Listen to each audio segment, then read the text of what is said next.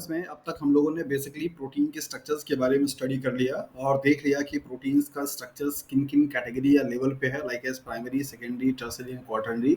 उन सभी level of structures का यूनिक फीचर्स क्या है, कौन कौन से डिफरेंट टाइप के केमिकल बॉन्ड हैं जो कि उन अलग अलग लेवल ऑफ स्ट्रक्चर्स में इन्वॉल्व होते हैं और उनका सिग्निफिकेंस क्या होता है। आज की क्लास में डिस्कस करने वाले हैं कि ये जो भी प्रोटीन्स के फॉर्म है, लाइक एज कोई एंटीबॉडी है, कोई एंजाइम है, कोई हार्मोन्स है, राइट। सो आपकी बॉडी में डिफरेंट डिफरेंट फॉर्म्स में प्रोटीन्स प्रेजेंट होते हैं और उन प्रोटीन्स के फंक्शंस को करने के लिए उसका थ्री डायमेंशन में स्ट्रक्चर्स मेंटेन होना क्या होता है, ज़रूरी होता है, जिसमें अलग अलग टाइप के मोस्टली सब नॉन कोवेलेंट इंटरेक्शंस क्या होते हैं, इन्वॉल्व होते हैं। सो किसी भी फैक्टर की वजह से उन प्रोटीन का जो 3D स्ट्रक्चर्स है, that means three dimensional structures है या टर्सरी स्ट्रक्चर्स है, जिनमें कि non interactions means non covalent bond का इंटरेक्शंस होता है, वो नॉन कोवेलेंट बॉन्ड किसी भी तरीके से डिसरप्ट हो जाए और उसके डिसरप्शन हो जाने से ये थ्री डायमेंशन के स्ट्रक्चर्स में चेंजेस आ जाए और इस चेंजेस के आने से उस प्रोटीन की जो एक्टिविटी थी, बायोलॉजिकल फंक्शन था, वो लॉस हो जाए। इस पूरे प्रोसेस को प्रोटीन का डीनेचुरेशंस के नाम से जाना जाता है। सो हमारी बॉडी में काम करने वाले डिफरेंट डिफरेंट फॉर्म्स पे जो प्रोटीन्स पाए जाते हैं, एंटीबॉडी के फॉर्म में, एंजाइम्स के फॉर्म में, हार्मोन्स के फॉर्म में, इन अलग अलग स्ट्रक्चर्स पे या किसी रिसेप्टर के फॉर्म में अलग अलग जो स्ट्रक्चर्स होते हैं उन पे इन्वायरमेंटल का बड़ा इम्पैक्ट पड़ता है। इन्वायरमेंटल से मतलब ये है कि जहाँ कहीं पे वो सेल्स या टिश्यूज पे पाए जा रहे हैं, उसके आसपास का जो मटेरियल है और उनके आसपास में जो फैक्टर्स हैं, लाइक एज पीएच है, लाइक एज टेम्परेचर है, आयनिक स्ट्रेंथ है, राइट। ये सभी जो चीज़ें होती हैं इन बॉन्ड को ब्रेकआउट करने में क्या करती हैं, हेल्प करती हैं, जिसकी वजह से स्ट्रक्चर को क्या करता है, लॉस कर देता है। सो आज की क्लास में डिस्कस हम लोग करेंगे प्रोटीन के लॉस को, स्ट्रक्चर्स के लॉस को, दैट मीन्स जिसको कि टेक्निकल भाषा में हम लोग डीनेचुरेशंस के नाम से जानते हैं। तो ये डीनेचुरेशंस का प्रोसेस क्या होता है, कौन कौन से फैक्टर होते हैं जिसके हेल्प से या जिसकी वजह से प्रोटीन डीनेचर हो जाता है, प्रोटीन डीनेचुरेशंस का क्या इम्पैक्ट है बायोलॉजिकल सिस्टम में या उस इंडिविजुअल्स पे जिसकी बॉडी का प्रोटीन डीनेचर्ड हो रहा है। क्या कोई प्रोटीन जो कि डीनेचर हो चुकी है उसका फिर से अपने स्ट्रक्चर को या अपने फंक्शंस को गेन कर पाना पॉसिबल है? अगर पॉसिबल है तो उस प्रोसेस का नाम क्या होगा जब प्रोटीन अपने डीनेचर्ड फॉर्म से फिर से अपने आप को क्या करेगा, दैट मीन्स स्टेबल बनाएगा, जिसको कि आप रीनेचुरेशन के नाम से जानते हैं। सो डीनेचुरेशन और रीनेचुरेशन ये दो कॉन्सेप्ट हैं, इन दोनों कॉन्सेप्ट के बारे में यहाँ पर हम लोग स्टडी करने वाले हैं। सो लॉस ऑफ प्रोटीन का मतलब दैट इज डीनेचुरेशन। डीनेचुरेशन का मतलब कि जो नेचुरल प्रोटीन का फॉर्म था या उसका जो स्ट्रक्चर था थ्री डायमेंशन वाला या टर्सरी या 3D आप कह सकते हैं, ये 3D स्ट्रक्चर्स किसी भी तरीके से क्या हो जाए, लॉस हो जाए। और इन 3D स्ट्रक्चर्स में या टर्सरी स्ट्रक्चर्स में इन्वॉल्व होने वाले जो बॉन्ड है वो सबके सब क्या है, that is the non covalent interaction. मतलब आप बोल सकते हैं कि ये सबके सब कैसे हैं, वीक बॉन्ड होते हैं। कैसे weak bond, like as hydrogen bond, hydrophobic bond और हाइड्रोफोबिक इंटरेक्शंस, वनरेबल इंटरेक्शंस, ये सभी टर्सरी स्ट्रक्चर्स में की फैक्टर प्ले करते हैं उस प्रोटीन के स्ट्रक्चर्स को बनाने में। तो किसी भी कारण से अगर इन सभी बॉन्ड का ब्रेकेज हो जाए, डिसरप्शन हो जाए, जिसकी वजह से उस प्रोटीन का जो स्पेसिफिक शेप था वो स्पेसिफिक शेप क्या हो, डिस्टॉर्टेड हो जाए, मीन्स डिस्टर्ब हो जाए, तो अपनी प्रोटीन को या बायोलॉजिकल एक्टिविटी को क्या करता है, लॉस कर देता है। उसकी इस लॉस वाली एक्टिविटी को या प्रोसेस को हम डीनेचुरेशन के नाम से जानते हैं। सो यहाँ पे स्टेटमेंट आपको दिया जा रहा है, the process of structure disruption is called denaturation. एक ऐसा प्रोसेस जिससे कि प्रोटीन का स्ट्रक्चर क्या हो, डिसरप्ट हो जाए, डिस्टर्ब हो जाए, उसको आप डीनेचुरेशन के नाम से जानते हैं। डीनेचुरेशन का मतलब प्रोटीन का इनएक्टिव स्टेट।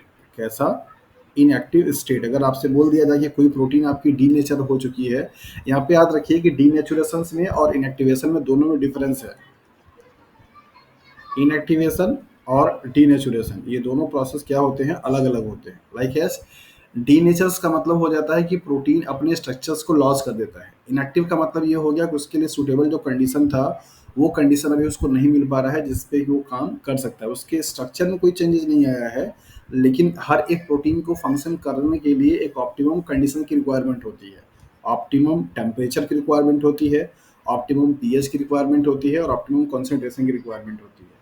सो जब कभी भी प्रोटीन अपने उस ऑप्टिमम कंडीशंस पे नहीं होता है तो उस टाइम पे वो प्रोटीन या एंजाइम, हो सकता है कि एंजाइम के फॉर्म में हो सकता है प्रोटीन के फॉर्म में हो, तो वो अपने फंक्शंस को परफॉर्म नहीं कर पाता, उसके उस स्टेट को आप इनएक्टिव स्टेट के नाम से जानते हैं। जबकि प्रोटीन का फंक्शन या स्ट्रक्चर क्या हो जाए, लॉस हो जाए due to the heat, temperature, pH etcetera, जिसकी वजह से अपना फंक्शंस ना परफॉर्म कर पाए, उसको आप डीनेचुरेशन के नाम से जानते हैं या डीनेचर्ड प्रोटीन के नाम से जानते हैं। तो दोनों ही केसेस में होता यही है कि अपने फंक्शंस को वो क्या कर सकता है, लॉस कर देता है, मतलब फंक्शन अब परफॉर्म नहीं कर पाएगा। लेकिन दोनों में अलग है, एक में पूरा आपका स्ट्रक्चर क्या हो रहा है, डिसरप्ट हो जा रहा है, मतलब स्ट्रक्चरली प्रॉब्लमेटिक हो जा रही है।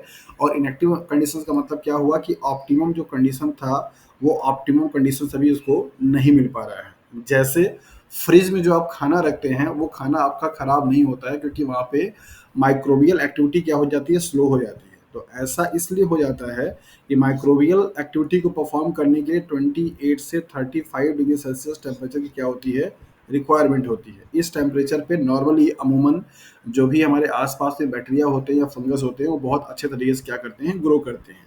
फ्रिज का जो टेम्परेचर है वो लगभग कितना होता है, दैट इज रेंज के फॉर्म में अगर आप देखेंगे तो 2 से लेकर के 4 डिग्री सेल्सियस का। अब ये 2 टू 4 डिग्री सेल्सियस जो टेम्परेचर होता है इस माइक्रोबियल ग्रोथ के लिए अनफेवरेबल या अनसुटेबल कंडीशंस माना जाता है। सो जब तक आपका कोई फूड स्टफ मटेरियल उस फ्रिज में रखा हुआ है तब तक उस पर कोई माइक्रोबियल एक्टिविटी क्या होती है, नहीं होता है, जिसकी वजह से वो फूड मटेरियल आपका स्पॉयल नहीं होता है। जबकि वही फूड मटेरियल अगर आपने नॉर्मल उसको रख दिया हुआ है, जो कि आपके रूम का टेम्परेचर है जो भी होगा 25, 28, 30, 32 एक्सेट्रा, उस कंडीशंस पे वही फूड मटेरियल आपका क्या होगा, स्पॉयल होना शुरू हो जाता है, जल्दी से जल्दी खराब हो जाता है। सो यहाँ पे जो ये फूड स्पॉइलिंग नहीं हो रही है फ्रिज के अंदर में, वो just because of the inactivation of the protein या इनएक्टिवेशन ऑफ द एंजाइम। वहाँ पे उसके स्ट्रक्चर में कोई चेंजेस नहीं आया, सिर्फ उसको कंडीशंस नहीं मिला, वो ऑप्टिमम कंडीशन, जिस ऑप्टिमम कंडीशंस पे वो उसको फंक्शन करना था उसे आप बोलते हैं इनएक्टिवेशन। जबकि प्रोटीन का क्या हो जाए, डीनेचुरेशन अलग स्टेट है। डीनेचुरेशन का मतलब ये हो गया कि जहाँ पे स्ट्रक्चर पूरी तरीके से क्या हो जाए, लॉस हो जाए। मे भी हो सकता है कि फिर से सुटेबल कंडीशन मिलेगा तो पॉसिबली हो सकता है कि वो रीनेचुरेशन के फॉर्म में आ जाए, लेकिन ज़रूरी नहीं है कि रीनेचुरेशन अगर हो तो वही स्टेट को अटेंड करेगा जो पहले स्टेट में था, या वही फंक्शन को परफॉर्म करेगा जो फंक्शन पहले था। वहाँ पे पॉसिबिलिटी बनती है कि कुछ नंबर ऑफ बॉन्ड अलग अलग जगह पे एसोसिएट हो सकते हैं या जुड़ सकते हैं, जिससे कुछ प्रोटीन का फंक्शन या उस प्रोटीन का जो स्ट्रक्चर होगा वो अल्टर हो सकता है। So keep in mind, denaturation के बाद रीनेचुरेशन की प्रोसेस में अटेंड किया हुआ जो स्ट्रक्चर होता है it is not compulsory and that is according to the rule कि वो सेम उसी ओरिएंटेशन में सेम उसी पोजिशन पे बॉन्ड को रीफॉर्म करेगा, जिसकी वजह से वो प्रोटीन का स्ट्रक्चर अटेंड करेगा। सो ज़रूरी ऐसा नहीं है, अल्टर हो सकता है स्ट्रक्चर में और फंक्शन में जब प्रोटीन एक बार डीनेचर्ड होकर के रीनेचुरेशन की प्रोसेस में जाती है तब। कोल्ड स्टोरेज में जो आप अगर नाम सुना हो अगर आपने कि फार्मर्स लोग क्या करते हैं, कोल्ड स्टोरेज में पोटैटो मतलब आलू की जो खेती है उसमें जाकर के स्टोर कर देते हैं, तो वहाँ पे बहुत चिलिंग रहती है, मतलब बहुत ठंडा रखा जाता है। और नॉर्मली अगर आप आलू को ऐसे रख देते हैं तो हफ्ते 10 दिन 1 महीने के बाद ऐसे रूम टेम्परेचर पे स्पॉइल होना शुरू हो जाता है, क्योंकि उसमें जो स्टार्च है वो डिग्रेड होना शुरू हो जाता है। लेकिन वही स्टार्च आपका कोल्ड स्टोरेज में डिग्रेड नहीं होता, क्योंकि वहाँ पे ऑप्टिमम टेम्परेचर नहीं है, टेम्परेचर बहुत ही विलो है। जिस टेम्परेचर पे वो एंजाइम को एक्टिव होना था वो एंजाइम आपका काम नहीं करता, जिसकी वजह से बेसिकली वो फूड पार्टिकल मीन्स वो आपका जो पोटैटो है वो डिग्रेड नहीं होता। तो इनएक्टिवेशन भी बायोलॉजिकल सिस्टम को या बायोलॉजिकल प्रोटीन की एक्टिविटी को दैट मीन्स एक तरीके से नॉन फंक्शनल बना देती है, डीनेचुरेशन भी बना देता है, लेकिन दोनों में डिफरेंसेस है। एंड होपफुली कि अभी दोनों का डिफरेंसेस क्या है ये आप समझ पाए होंगे कि डीनेचुरेशन और इनएक्टिवेशन कैसे अपने आप में अलग है। अल्टीमेटली जो फंक्शन इफेक्ट है दोनों का यही है कि प्रोटीन नॉन फंक्शनल हो जाएगी, मतलब फंक्शनल स्टेट में नहीं रहेगा, इनएक्टिवेशन कंडीशन में भी और डीनेचुरेशन कंडीशन में भी। ठीक है। सो बेसिकली आपको बताया जा रहा है यहाँ पे कि डीनेचुरेशन एक ऐसी प्रोसेस होती है जिस प्रोसेस में प्रोटीन अपने स्ट्रक्चर्स को क्या करते हैं, लॉस कर देते हैं। और किस तरीके का लॉस होगा यहाँ पे बताया जा रहा है कि protein loses their 3 dimensional structure means tertiary structure, because tertiary structure ही रिप्रेजेंट करता है फंक्शनल स्टेट को। तो फंक्शंस में अगर लॉस होना है तो उसका प्राइमरली जब भी कोई इम्पैक्ट पड़ेगा, जैसे पीएच का, सैलिनिटी का, टेम्परेचर का, या फिर किसी और भी फैक्टर का, तो वो सभी उस थ्री डायमेंशनल स्ट्रक्चर्स में इन्वॉल्व होने वाले जो वीक बॉन्ड होते हैं, उन्हीं वीक बॉन्ड को क्या करता है, ब्रेकआउट करता है। और जैसे ही उन वीक बॉन्ड का इंटरेक्शन क्या होगा, आपका लॉस हो जाता है, उस प्रोटीन का टर्सरी स्ट्रक्चर भी क्या होगा, लॉस हो जाएगा, जिसकी वजह से उसको फंक्शन करना बंद कर देता है। अगर वो इम्पैक्ट या जो स्ट्रेस डाला जा रहा है उस स्ट्रेस का स्ट्रेंथ और ज़्यादा हो, सो मे बी टर्सरी स्ट्रक्चर के खत्म होने के बाद वो सेकेंडरी स्ट्रक्चर पे भी क्या कर सकता है, नेगेटिव इम्पैक्ट डाल सकता है। जैसे मान लीजिए कि आप कुकिंग कर रहे हैं, कुकिंग के टाइम पर आपने टेम्परेचर बहुत ज़्यादा कर दिया और ओवर कुकिंग कर दिया, तो उस ओवर कुकिंग में क्या होगा आपका, कि जो प्रोटीन था उसका सेकेंडरी स्ट्रक्चर भी क्या हो सकता है, डिसरप्ट हो सकता है। प्राइमरी स्ट्रक्चर्स अमूमन डिसरप्ट नहीं होते, क्योंकि स्ट्रॉन्ग कोवेलेंट बॉन्ड होता है, और स्ट्रॉन्ग कोवेलेंट बॉन्ड को ब्रेक करने के लिए कंडीशंस बहुत ज़्यादा हाई चाहिए होता है। तो जो कि बायोलॉजिकल सिस्टम में जो स्ट्रेस होते हैं वो उतने हाई लेवल के नहीं होते कि प्रोटीन के प्राइमरी स्ट्रक्चर्स को भी क्या करे, खत्म कर दे। प्राइमरी स्ट्रक्चर का खत्म होने का मतलब कि उस प्रोटीन से अमीनो एसिड ही निकल निकल करके अलग होना शुरू हो जाए, तो वो वाली कंडीशंस नहीं आती है। तो आपके बायोलॉजिकल सिस्टम में प्रोटीन का डीनेचुरेशन से रेफर करता है कि उनके थ्री डायमेंशनल स्ट्रक्चर्स को क्या करना, दैट इज अल्टर करना, बिकॉज ऑफ कि उनके जो वीक इंटरेक्शंस होते हैं। पीएच एक अपने आप में फैक्टर होता है, हमारी बॉडी में जो फैक्टर काम कर सकते हैं प्रोटीन को लॉस करने के लिए, सबसे ज़्यादा उसमें क्रूशियल क्या है, पीएच है, और इसके बाद क्या है, टेम्परेचर है। ये दो फैक्टर हैं जो कि ज़्यादातर पे काम करते हैं। पीएच जो कि हमारा एच या ओएच के कॉन्सेप्ट की बेसिस पे है, और ये एच और ओएच का जो चार्जेज होता है ये रिपल्सन या अट्रैक्शन कॉज करता है, जिसकी वजह से बेसिकली क्या होते हैं कि उनको वो जो प्रोटीन में लगे हुए दैट इज बॉन्ड होते हैं या इंट्रैक्शंस होते हैं, हाइड्रोफोबिक के, वॉन्डरवॉल के, या फिर हाइड्रोजन बॉन्ड के, वो सभी के सभी बॉन्ड क्या होते हैं, धीरे धीरे सेपरेट आउट होना शुरू हो जाते हैं। तो पीएच ऐसा फैक्टर है जो कि टर्सरी स्ट्रक्चर्स को लॉस कर सकता है। सम टाइम पे अगर पीएच का इंटेंसिटी बहुत ज़्यादा हो, माइट बी पॉसिबल कि वो टर्सरी सेकेंडरी स्ट्रक्चर्स को भी लॉस कर सकता है, बट प्राइमरी स्ट्रक्चर पे कोई इसका इम्पैक्ट नहीं पड़ता है।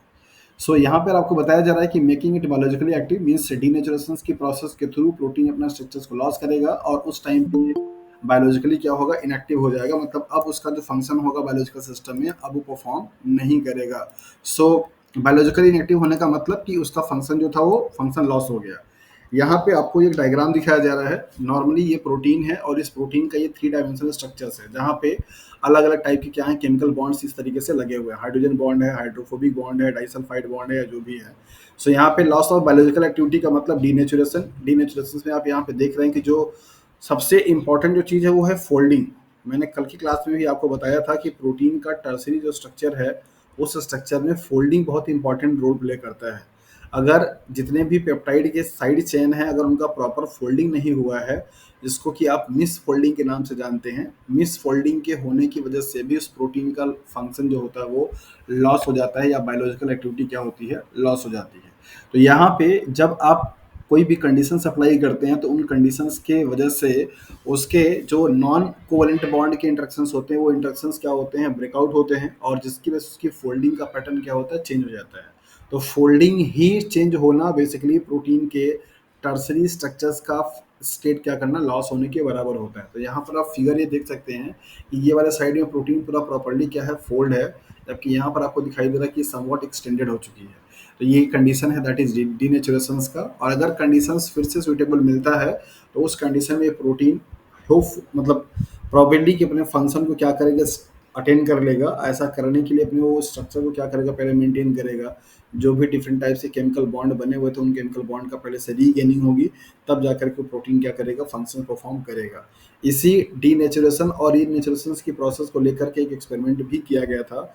उस एक्सपेरिमेंट के कंक्लूजन में आपको यही बताया जाता है कि एक बारी जब प्रोटीन डीनेचर्ड हो जाती है, just because of certain conditions, temperature हो, पीएच हो, या फिर और कोई फैक्टर हो, कंडीशन सुटेबल होने पर प्रोटीन अपने आप को ट्राई करती है रीनेचर्ड करने के लिए। लेकिन रीनेचुरेशन की प्रोसेस में पॉसिबिलिटी दोनों होती है। मे भी पॉसिबल कि वो अपना ओरिजिनल स्टेट क्या करे, गेन कर सके, और ये भी पॉसिबिलिटी होती है कि वो डिफरेंट स्टेट को गेन कर ले, जिससे कि वो डिफरेंट बिहेवियर करना शुरू कर देता है। तो ये भी पॉसिबिलिटी बनता है। उसको उस एक्सपेरिमेंट के बारे में भी हम लोग आगे पढ़ेंगे। सो यहाँ पे आपको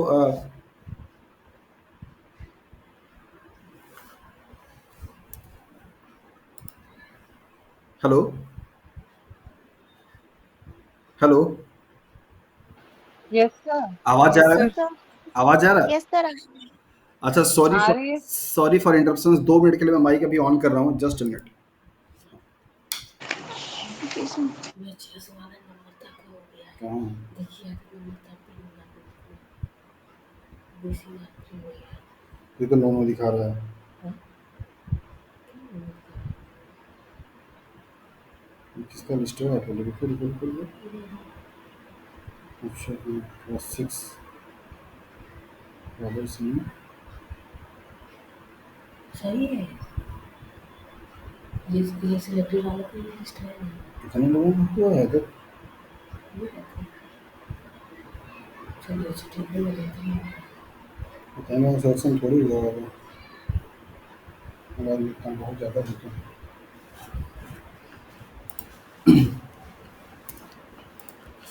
ओके, सो बात हम लोग यहाँ पे कर रहे थे प्रोटीन के डीनेचुरेशंस का। सो यहाँ पे कुछ कॉजेज हैं जिनकी वजह से बायोलॉजिकल सिस्टम में जो प्रोटीन्स पाई जा रही हैं उनका प्रोटीन का फंक्शन या स्टेट लॉस हो जाता है। उन कॉजेज के बारे में हम लोग यहाँ पे देखेंगे। दैट इज, पहला है स्ट्रॉन्ग एसिड या बेस, दूसरा है ऑर्गेनिक सॉल्वेंट, तीसरा है डिटर्जेंट, चौथा reducing agent, heavy metal ion and temperature. ये सभी जो फैक्टर्स हैं किसी तरीके से डायरेक्टली या इनडायरेक्टली प्रोटीन को क्या कर सकते हैं, उनके स्ट्रक्चर्स को क्या करेंगे, डिसरप्ट करेंगे, जिससे उस प्रोटीन का फंक्शन भी क्या होगा, लॉस हो जाएगा। सभी पॉइंट्स को यहाँ पे डिस्कस करेंगे, बट आपके जो मेजर इंपॉर्टेंट है, लाइक स्ट्रॉन्ग एसिड या बेस, ये किस तरीके से काम करेगा इसको देख लेंगे। टेम्परेचर का कैसे काम होगा इसको देख लेंगे। बाकी सभी कॉन्सेप्ट आप समझ में आ जाएगा। डिटर्जेंट भी बेसिकली क्या होते हैं, ये आयनिक फॉर्म में होते हैं। अगर आप ये वाला कॉन्सेप्ट समझ जाएंगे तो ये भी आपको समझ में अच्छे तरीके से आ जाएगा। सो यहाँ पे एग्जांपल लेते हैं। मान लीजिए कि यहाँ पे ये जो प्रोटीन्स हैं, इन प्रोटीन्स में हाइड्रोजन बॉन्ड या हाइड्रोफोबिक बॉन्ड या आयनिक बॉन्ड बना हुआ है, जो कि एक वीक इंटरेक्शंस होते हैं। जब भी कभी हम एसिड या बेस की बात करते हैं, तो अगर सपोज अगर एसिड है, एसिडिक कंडीशन अगर आप बढ़ा रहे हैं तो क्या होगा, H प्लस आयन का परसेंटेज बढ़ेगा, राइट। सो ये H प्लस जो आयन होते हैं, ये आपस में इनका आयन का इंटेंसिटी इतना बढ़ जाता है कि रिपल्सन होना शुरू हो जाती है। और इस रिपल्सन से इस वाले प्रोटीन पे, मतलब इनके पेरीफेरी में, मान लीजिए यहाँ पे कोई प्रोटीन है और इसके आसपास का जो पीएच है वो बहुत ज़्यादा क्या हो जाए, लोअर हो जाए। और लोअर हो जाने की वजह से क्या होगा, यहाँ पे H प्लस का कंसंट्रेशन बहुत ही क्या होगा, हाई हो जाएगा। सो H प्लस कंसंट्रेशन का हाई होना मतलब पॉजिटिवली चार्ज आयंस का क्या होना, हाई होना।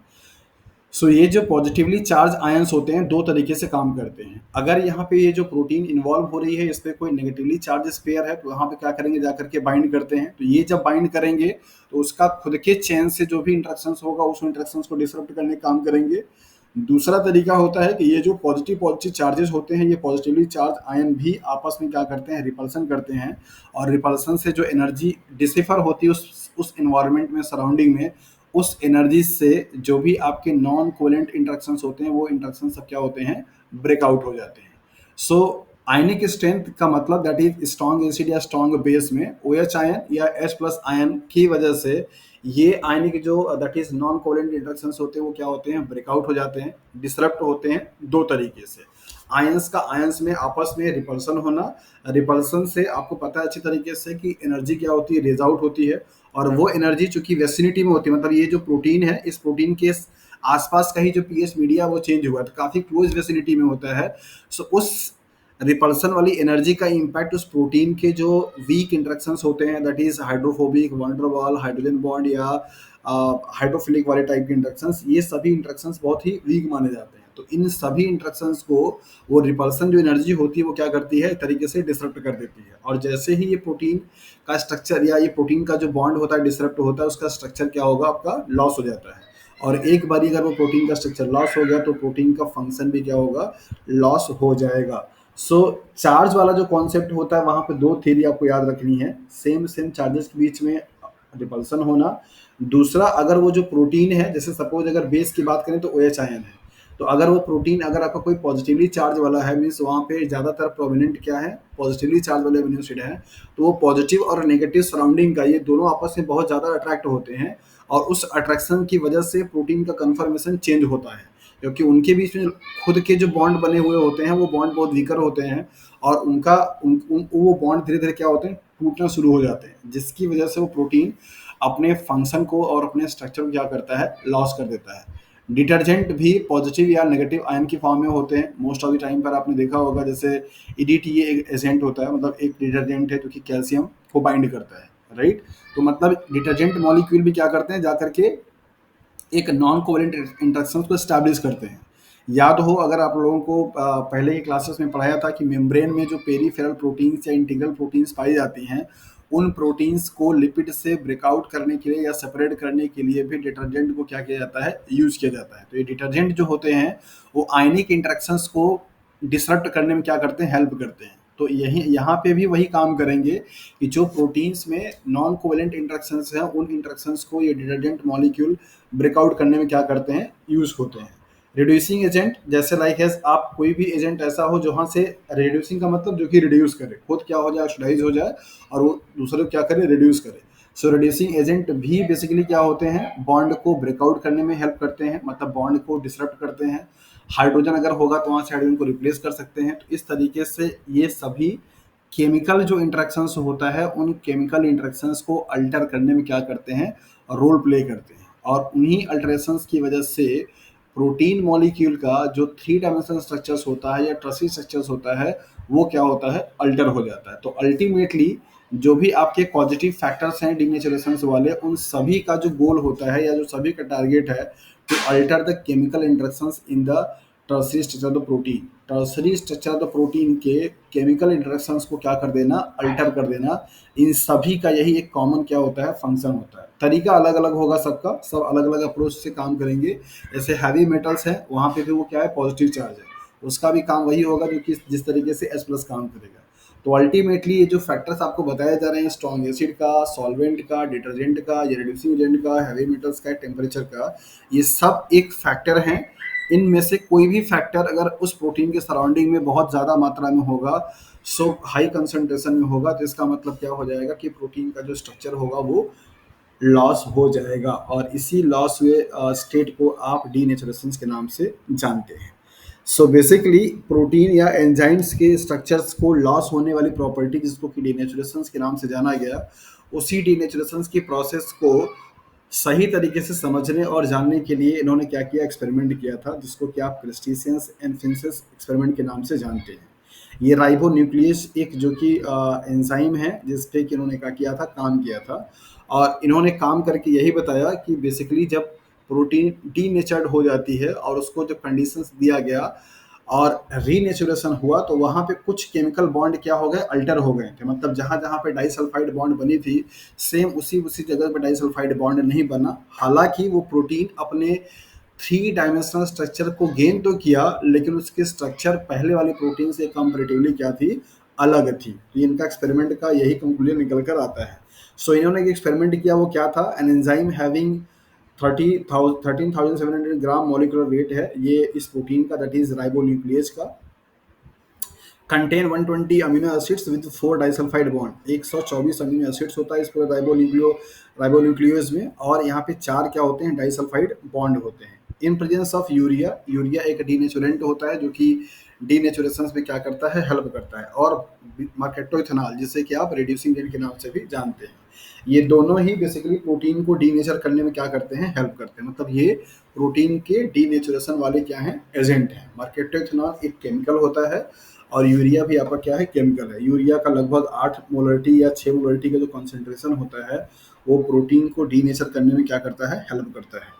तो इन दोनों के प्रेजेंस में जब इन्होंने कराया एक्सपेरिमेंट, मतलब उसको एक्सपोज किया या ट्रीट किया, तो क्या हुआ, यहाँ पे आप देखिए, जैसे ये नेटिव राइबोन्यूक्लियेज है, जहाँ पर आपको 4 डाइसल्फाइड बॉन्ड दिखाई दे रहे हैं। एक ये दिखाई दे रहा है, एक ये और एक ये 4 डिफरेंट डाइसल्फाइड बॉन्ड हैं। यहाँ पे 8 मोलरिटी का यूरिया यूज किया गया और बीटा मार्केटोइथेनॉल यूज किया गया। तो इन दोनों ही ट्रीटमेंट से क्या हुआ, ये प्रोटीन जो है आपकी क्या हो गई, डीनेचर्ड हो गई। मतलब इसके बीच में जो स्ट्रॉन्ग डाइसल्फाइड बॉन्ड बने हुए थे, ये बॉन्ड भी टूट गए। इसके साथ साथ में जो नॉन कोवेलेंट इंटरेक्शन थे, वो नॉन कोवेलेंट इंटरेक्शन भी बेसिकली क्या हो गए, ब्रेकआउट हो गए, जिसकी वजह से प्रोटीन ने अपना फंक्शन और स्ट्रक्चर दोनों क्या किया, लॉस कर दिया। यहाँ पे बताया जा रहा है कि बेसिकली ये वाले कंडीशंस में, कि जब ये जो प्रोटीन को डीनेचर करने वाले एजेंट थे, इनको काउंटर एक्ट करने के लिए कोई दूसरा एजेंट डाला गया या उसको हटाया गया। तो यहाँ पे देखिए, oxidation of a sulfhydryl group in the presence of trace amount of a beta mercaptoethanol. मतलब कि ये जो बीटा मार्केटोइथेनॉल का अमाउंट था वो बहुत ही कम कर दिया गया। उस कंडीशंस में प्रोटीन ने फिर से क्या किया, अपना नेटिव कन्फर्मेशन अटेंड किया। नेटिव कन्फर्मेशन अटेंड किया, इसके साथ में oxidation of a sulfhydryl group in the presence of 8 molar urea. So ये जो कंडीशंस अप्लाई किए गए थे, उस कंडीशंस में से बीटा मर्केटोथेनॉल वाली कंडीशंस में तो इसने क्या किया, नेटिव अपना कन्फर्मेशन अटेंड कर लिया, लेकिन जो यूरिया वाली प्रेजेंस मतलब यूरिया से जो ट्रीटमेंट किया गया था उसमें प्रोटीन का स्ट्रक्चर क्या हो गया, चेंज हो गया, जिसको कि स्क्रैम्बल्ड राइबोन्यूक्लियस के नाम से जाना गया। चेंज क्या हुआ, ये डाइसल्फाइड बॉन्ड का नंबर तो सेम था, 4 ही था यहाँ पे भी और यहाँ पे भी, लेकिन अभी लोकेशन इनकी क्या हो गई, चेंज हो गई। और लोकेशन चेंज हो जाने की वजह से इनका जो मतलब स्ट्रक्चर था वो स्ट्रक्चर भी क्या हो गया, चेंज हो गया, जिसकी वजह से बेसिकली उस प्रोटीन का फंक्शन भी अल्टर होने से मतलब अल्टर हो गया, जिससे कि कंक्लूजन इन्होंने यही निकाला था कि अगर प्रोटीन डीनेचुरेशन की प्रोसेस में गई हुई है तो रीनेचुरेशन होने पर पॉसिबिलिटी दोनों बनती है। तो ऊपर वाला फिगर आपको दिखाता है कि वो अपने ओरिजिनल स्टेट को गेन भी कर सकता है, और नीचे वाला फिगर दिखाता है कि वो अपने ओरिजिनल स्टेट से अलग भी हो सकता है, राइट। सो ये दोनों तरीके की पॉसिबिलिटी बनती है जब प्रोटीन कोई आपका क्या होगा, डीनेचर्ड होने के बाद क्या होगा, रीनेचुरेशन होगा। तो यहाँ पे ये जो क्रिस्टिसन एंड फिंसन ने एक्सपेरिमेंट किया था, इस एक्सपेरिमेंट का जो कंक्लूजन है वो यही आपको दोनों फिगर दिखाता है कि जब अप्लाई किए वाले मतलब जो डीनेचुरेशन को करने वाले जो एजेंट होते हैं, अगर उन एजेंट्स का इम्पैक्ट को क्या कर दिया जाए, हटा दिया जाए, या उसको काउंटर करने के लिए कोई दूसरा एजेंट डाल दिया जाए, तो उससे प्रोटीन क्या होगा, दैट इज अपने स्ट्रक्चर्स को गेन करता है, राइट। सो ये जो प्रोटीन का रीनेचुरेशन की प्रोसेस हो रही है, इस रीनेचुरेशन की प्रोसेस को होने के लिए कंडीशन सूटेबल होने चाहिए। सूटेबल कंडीशंस ज़्यादातर वही होते हैं कि बेसिकली उनको जिस फैक्टर की वजह से वो प्रोटीन डीनेचर्ड हुआ था उस फैक्टर को क्या कर दिया जाए, कम कर दिया जाए, या फिर उस फैक्टर को ही हटा दिया जाए। तो यहाँ पे हालांकि ये जो फिगर है, इस फिगर में आपको इस तरीके से यहाँ पे दिखाया जा रहा है। ये पहला फिगर आपको बताता है कि जब प्रोटीन डीनेचर हो मतलब नॉर्मल कंडीशन से डीनेचर हुई और डीनेचर से जब रीनेचुरेशन हुआ, तो ये दोनों ने क्या किया, ये और ये स्ट्रक्चर क्या है, ऑलमोस्ट सेम है, मतलब लगभग बराबर है। इसका मतलब ये होता है कि डीनेचर की हुई प्रोटीन रीनेचुरेशन की प्रोसेस से अपने ओरिजिनल स्टेट को भी क्या कर सकता है, गेन कर सकता है। दूसरा वाला जो फिगर है, दैट मीन्स ये वाला जो फिगर है, ये आपको बताता है कि अल्टरेशंस हो सकते हैं जब प्रोटीन्स क्या होगी, रीनेचर्ड होगी, मतलब अपने फंक्शन को क्या करेगा, गेन करेगा। वहां पे पॉसिबिलिटी ये बनती है कि प्रोटीन अपने फंक्शनल स्टेट में तो आएगा, लेकिन ऐसा जरूरी नहीं है कि जो स्टेट पहले उसका था वही स्टेट में आएगा।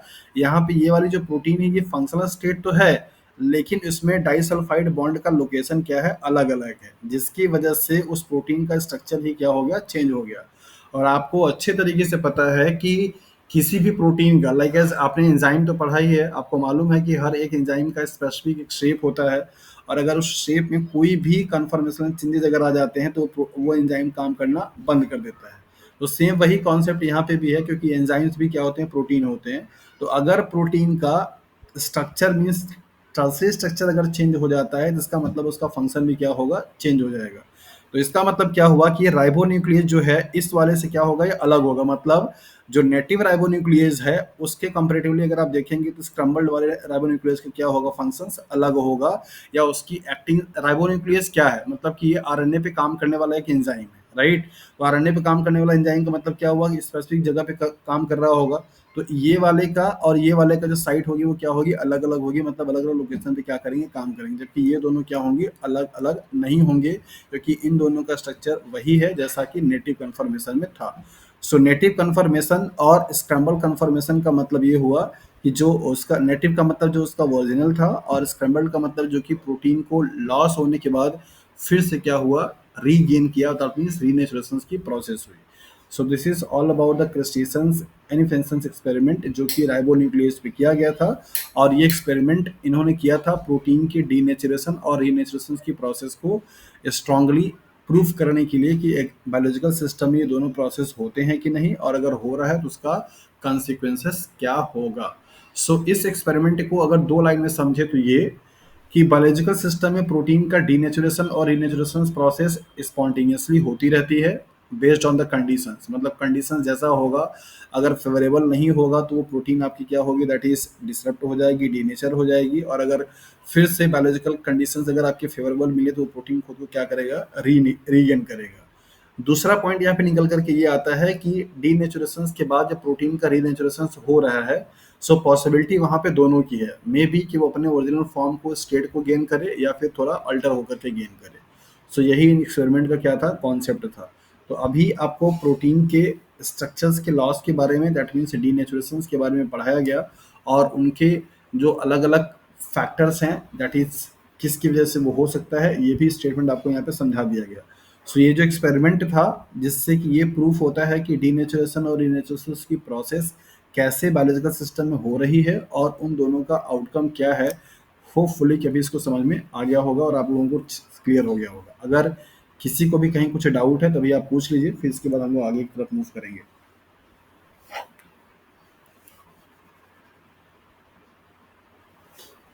सर एक क्वेश्चन है। जी जी पूछिए।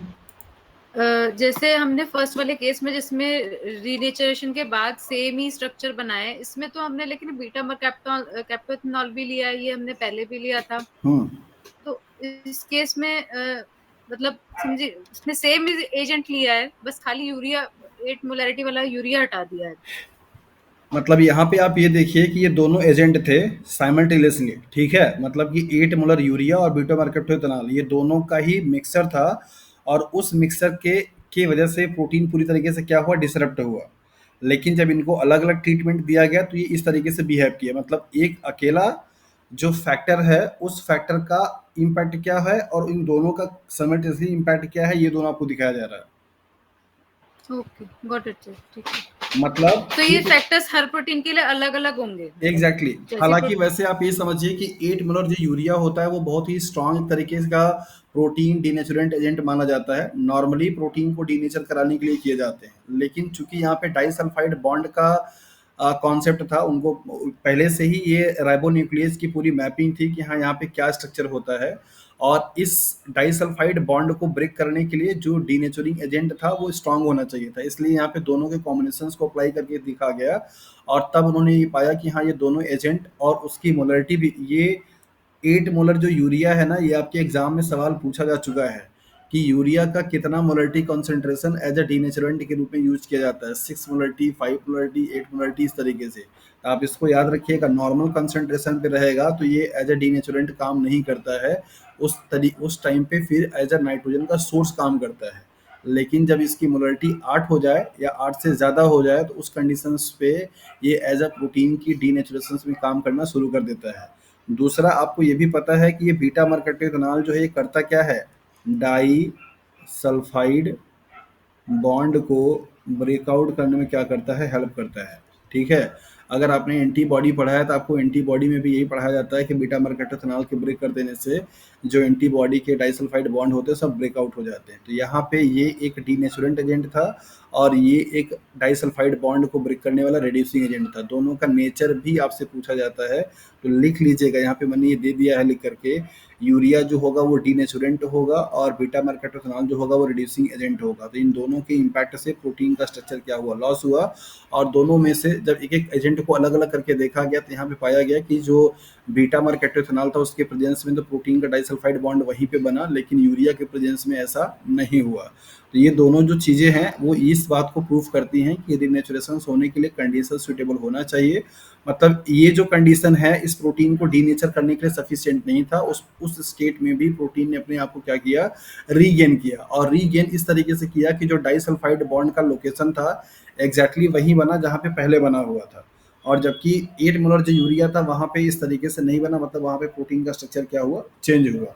कई केसेस में आपको हो सकता है कि आपके एग्जाम में जब ऐसे, आप इसको नॉर्मली समझिए, सपोज कि अगर कोई किसी भी प्रोटीन के स्ट्रक्चर को डिसरप्ट करने के लिए पीएच अगर फैक्टर है, ठीक है, मान लीजिए पीएच 8 जो है वो क्या है, एज अ प्रोटीन डीनेचुरेशन के लिए फैक्टर है। तो प्रोटीन डीनेचर कब होगा, जब इस पीएच को आप तो या तो क्या कीजिए 8 से वैल्यू कम कर दीजिए, मतलब पीएच वैल्यू एकदम खत्म नहीं हो जाएगी, लेकिन पीएच वैल्यू का रेंज जो होगा वो मतलब पीएच की वैल्यू जो होगी वो कम हो जाएगी, मतलब 8 से अगर लोअर आना शुरू हो जाएगा, हो सकता है कि फिजियोलॉजिकल पीएच 6.8 से 7.2 माना जाता है, तो 6.8 से 7.2 के बीच में अगर आप पीएच लेकर के आते हैं तो प्रोटीन अपने आप को क्या करेगा, रीगेन करना शुरू कर देता है। So most of the time पे जो भी फैक्टर प्रोटीन को डीनेचर करते हैं उन फैक्टर का अब्सेंस या उन फैक्टर का जो इम्पैक्ट है, मतलब जो इंटेंसिटी है, उस इंटेंसिटी में कमी लाना ही प्रोटीन को रीनेचुरेशन करने में क्या करती है, हेल्प करती है। जैसे यहाँ पे आप देखिए कि 8 मोलर यूरिया और बीटा मर्कैप्टोइथेनॉल इन दोनों का जो कॉन्सेंट्रेशन था, कंबाइंड जो इम्पैक्ट था प्रोटीन को डीनेचर किया। लेकिन आप यहाँ पे सेकंड स्टेज में देखिए कि यहाँ पे सिर्फ अकेला बीटा मर्कैप्टोइथेनॉल है और यहाँ पे क्या है, यूरिया है। तो ये इन दोनों के ये वाले कंडीशंस के कंपैरेटिवली ये दोनों अलग-अलग वाले जो कंडीशंस है वो क्या है, कम इंटेंसिटी के हैं। तो इस तरीके से वो प्रोटीन को फिर से रीनेचुरेशन के लिए क्या कर रहा है, प्रमोट कर रहा है। आपके मन में ये सवाल आ रहा होगा सर कि यहाँ पे तो बीटा मार्केटोइथेनॉल बॉन्ड को ब्रेक कर रहा है, तो फिर यहाँ पे गेन कैसे कराना शुरू कर दिया, फिर यहाँ पे पुल हाँ, मैं यही सोच रही थी कि डाइसल्फाइड बॉन्ड को ब्रेक करता तो यहाँ पे भी बनने नहीं चाहिए थे बॉन्ड। यहाँ पे भी करना चाहिए था, राइट। लेकिन आप इस बात को समझिए, जैसे मैं आपको एग्जांपल देके यही समझा रहा था कि अगर पीएच 8 किसी भी प्रोटीन के लिए एज अ डीनेचुरेशन का काम करता है, राइट। सो पीएच 8 की वैल्यू में कमी आना मतलब कि जैसे नॉर्मली हमको अच्छे तरीके से पता है कि 6.8 से लेकर के 7.2 पीएच जो होता है वो बायोलॉजिकल फिजियोलॉजिकल पीएच मानी जाती है। इस वाले पीएच से मोस्ट ऑफ द प्रोटीन हमारी बॉडी में क्या होते हैं, फंक्शनल होते हैं। तो पीएच 8 से लोअरिंग अगर आपने कर दिया, इसका मतलब कि ये वाले रेंज में जैसे पीएच आया, ये प्रोटीन फिर से क्या करेगा, रीगेन करना शुरू कर देगा। तो यहाँ पे इससे क्या कॉन्सेप्ट समझ आता है कि जो फैक्टर की इंटेंसिटी है, उस इंटेंसिटी का आपने क्या किया, मिनिमाइज किया। क्या किया आपने, मिनिमाइज किया। दो कंडीशंस होंगी, या तो अब्सेंस होगी या तो इंटेंसिटी मिनिमाइज होगी। उन दोनों ही कंडीशन से प्रोटीन क्या करेगा, रीनेचर अपने आप को करना शुरू कर देगा। मतलब वो जो डीनेचुरेटिंग फैक्टर था, उस फैक्टर की इंटेंसिटी या तो कम हो जाए और या तो उसका अब्सेंस हो जाए। उन दोनों ही कंडीशंस में प्रोटीन खुद को क्या करेगा, रीगेन करना शुरू कर देगा। तो यहाँ पे भी आपने वही किया, मतलब इन्होंने एक्सपेरिमेंट में वही किया। यहाँ पे इंटेंसिटी दोनों का साथ में था, ज्यादा था। यहाँ पे क्या है, अलग अलग है, एक एक है। तो एक एक जो फैक्टर्स है उस प्रोटीन को एज अ डीनेचुरेंट के रूप में नहीं यूज कर रहा है, मतलब नहीं काम कर पा रहा है। कैसा काम कर रहा है, उस प्रोटीन को फैक्टर फेवर कर रहा है कि हाँ प्रोटीन अपना गेन स्ट्रक्चर को क्या करे, फिर से गेन करना स्टार्ट करे।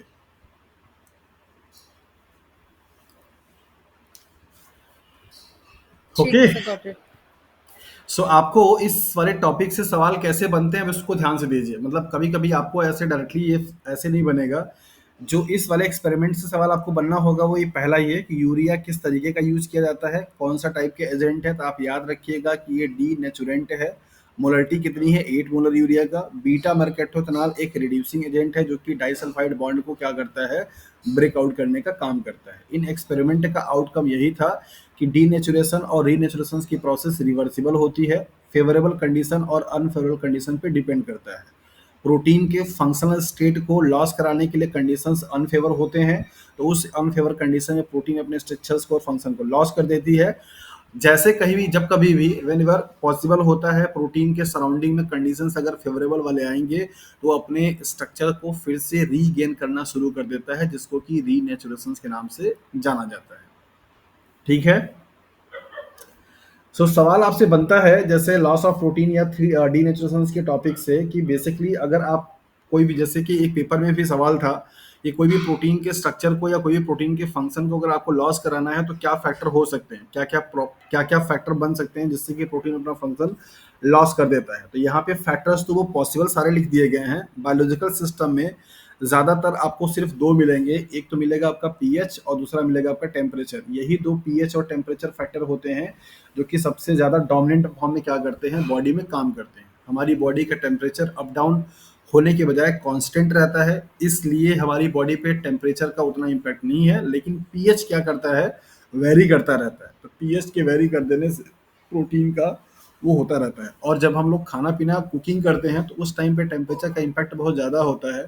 तो जो ग्रेडियंट होते हैं प्रोटीन्स के, वो सब के सब क्या होते हैं, ब्रेकआउट हो जाते हैं। एक सवाल बड़ा अच्छा मैंने लास्ट टाइम पे भी पूछा था, आई डोंट नो कि कितने लोगों को याद है। जैसे सपोज हम सभी लोग व्हाइट एग को खाते पीते हैं, व्हाइट एग के अंदर में पूरा ये येलो कलर वाला क्या होता है, पूरा यॉक शेक होता है, मतलब प्रोटीन का यॉक वाला पार्ट होता है। बाकी सब क्या होते हैं, एक्वस होते हैं, मीन्स लिक्विड फॉर्म में होता है।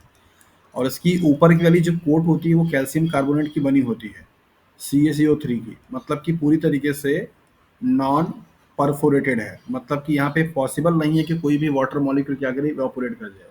सवाल मेरा यहाँ पे ये है कि ये जो व्हाइट एग होता है नॉर्मल स्टेट में, इसमें पूरा का पूरा क्या है, एक्वस भरा होता है, मतलब पानी होते हैं। जब आप इसको बॉयल कर देते हो तो ये बॉइलिंग करने के बाद ये पूरा का पूरा सॉलिड हो जाता है, मतलब इसका पानी कहाँ चला जाता है, जबकि ये तो कैल्शियम कार्बोनेट का मिलकर के बना हुआ है। यहाँ से पानी का इवापोरेट करना पॉसिबल नहीं है, और ये पूरा का पूरा आपका पानी लिक्विड फॉर्म के बजाय क्या होता है, सॉलिडिफाई हो जाता है। जबकि नॉर्मली आप पानी को जब गर्म करते हो तो अपने स्टेट को क्या करता है, चेंज करता है। और चेंज वो कैसा होता है, दैट इज या तो वेपर बन जाएगा, राइट। लेकिन यहाँ पे तो पूरा का पूरा सॉलिड ही बन गया। सॉलिड बनने के लिए टेम्परेचर को कम करना पड़ता है, जो कि जस्ट उल्टा है।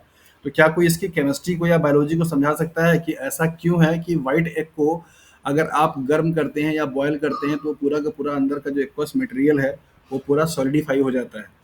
तो क्या कारण है? चूंकि प्रोटीन हम लोग पढ़ रहे हैं इसलिए मैं ये सवाल पूछा यहाँ पे।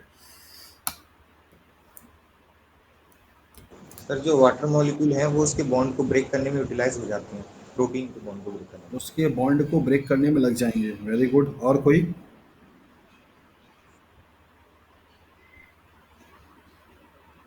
सर प्रोटीन का डीनेचुरेशन तो नहीं हो रहा है? प्रोटीन डीनेचुरेशन हम लोग पढ़ रहे हैं तो ऑब्वियसली लॉजिक तो वही जाना चाहिए, है? या सर।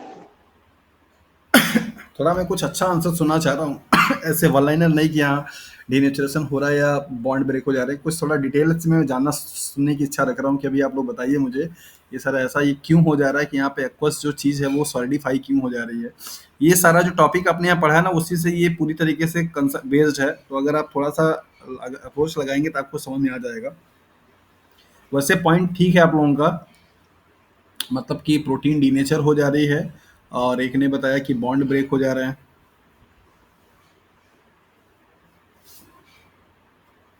सर जो हीट हमने शेल को दी है, मे बी वो हीट जो अंदर उसको ट्रांसफर हो रही है एक्वस को, और उसमें जो भी प्रोटीन प्रेजेंट होगा वो डिनेचर होके सॉलिडिफाई हो जाता होगा। अच्छा, इतना तो सबको आई पता गेस होगा यस ना सर। अच्छे तरीके से, सबको इस बात से सब कोई एग्री करता होगा कि जो नॉर्मली दैट मीन्स अनबॉइल्ड जो व्हाइट एग है वो वाली जो प्रोटीन है और जो बॉइल्ड वाली प्रोटीन है उन दोनों के प्रोटीन में मतलब चेंजेस है ना। मतलब जो व्हाइट एग बॉयल कर दिया गया उसमें सारी की सारी प्रोटीन्स कैसी हैं, डीनेचर्ड फॉर्म में, यस सर। है ना।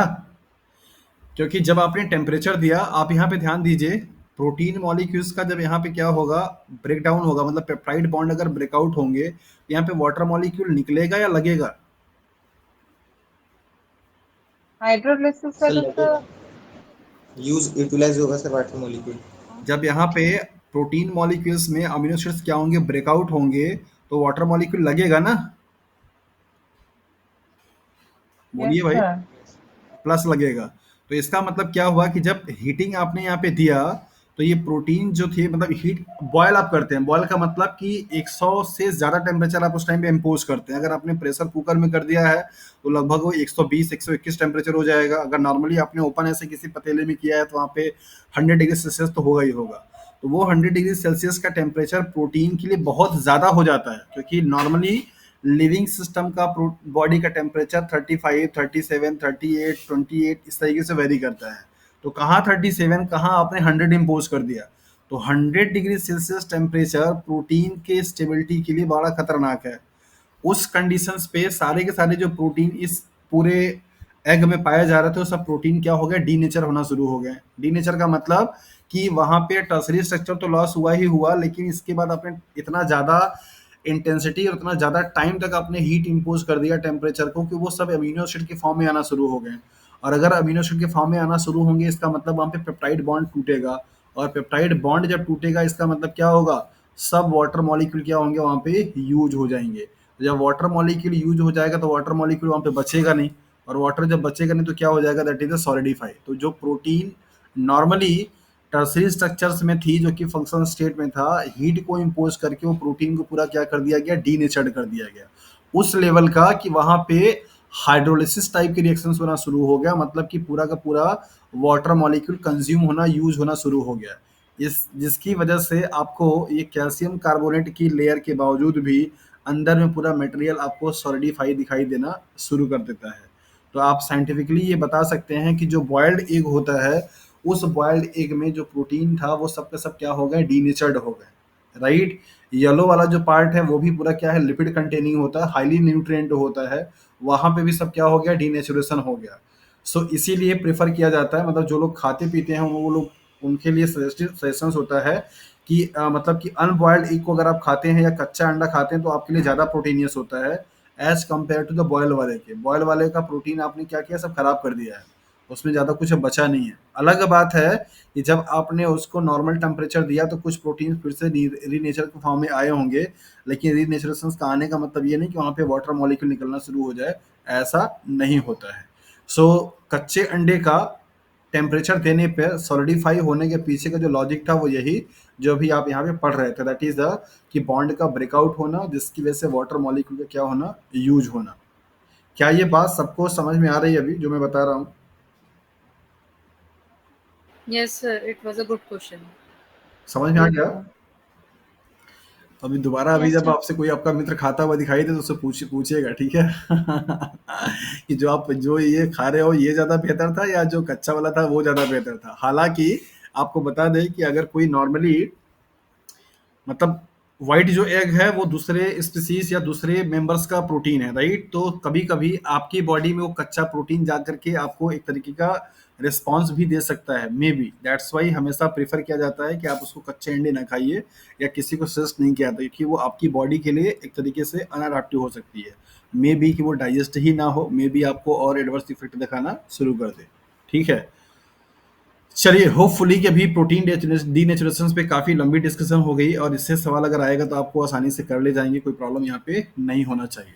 सो आते हैं अपने टॉपिक पे जो कि टर्सरी प्रोटीन का एग्जांपल है हीमोग्लोबिन। यहाँ से सवाल आपके एग्जाम में बहुत बारी बनते हैं, केवीएस के भी एग्जाम में, बाकी अदर कॉम्पिटिटिव एग्जाम अगर आप देते हैं वहाँ पे भी आपको सवाल बनने का आता है। तो हीमोग्लोबिन जो कि हमारी बॉडी में पाया जाने वाला एक क्वार्टरनरी प्रोटीन का एग्जाम्पल है, और ये एक पिगमेंट भी है जो कि ऑक्सीजन को ट्रांसपोर्ट करने में क्या करता है, प्राइम रोल प्ले करता है। ओके, सो हीमोग्लोबिन के बारे में इंफॉर्मेशन क्या क्या है यहाँ पे देख लेते हैं। नंबर पहला है कि हीमोग्लोबिन एक टेट्रामेरिक प्रोटीन है composed of 4 polypeptide chain, 2 alpha and 2 beta. जल्दी से मुझे बताइए कि अगर मैं इसका इलेक्ट्रोफोरेसिस कराऊंगा कौन सा, हालांकि मैंने इलेक्ट्रोफोरेसिस पढ़ाया नहीं है लेकिन पहले का जो पढ़ाया उसके बेसिस पे मैं पूछ रहा हूँ, एसडीएस पेज इलेक्ट्रोफोरेसिस अगर कराएंगे तो यहाँ पे इसके बैंड कितने आएंगे, जल्दी बताइए। सर 2 बैंड आएंगे। 2 बैंड आएंगे, वेरी गुड। दो, यस सर, 2। एसडीएस पेज का इलेक्ट्रोफोरेसिस का जेल है ये प्रोटीन के वायल्स हैं जहाँ पे प्रोटीन आप लोड कर रहे हैं। डेफिनेटली 4 यहाँ पे पेप्टाइड हैं, 2 अल्फा हैं और 2 क्या हैं, बीटा हैं। तो 2 अल्फा के लिए 1 बैंड आएगी और 2 बीटा के लिए क्या होगा, 1 बैंड आएगा।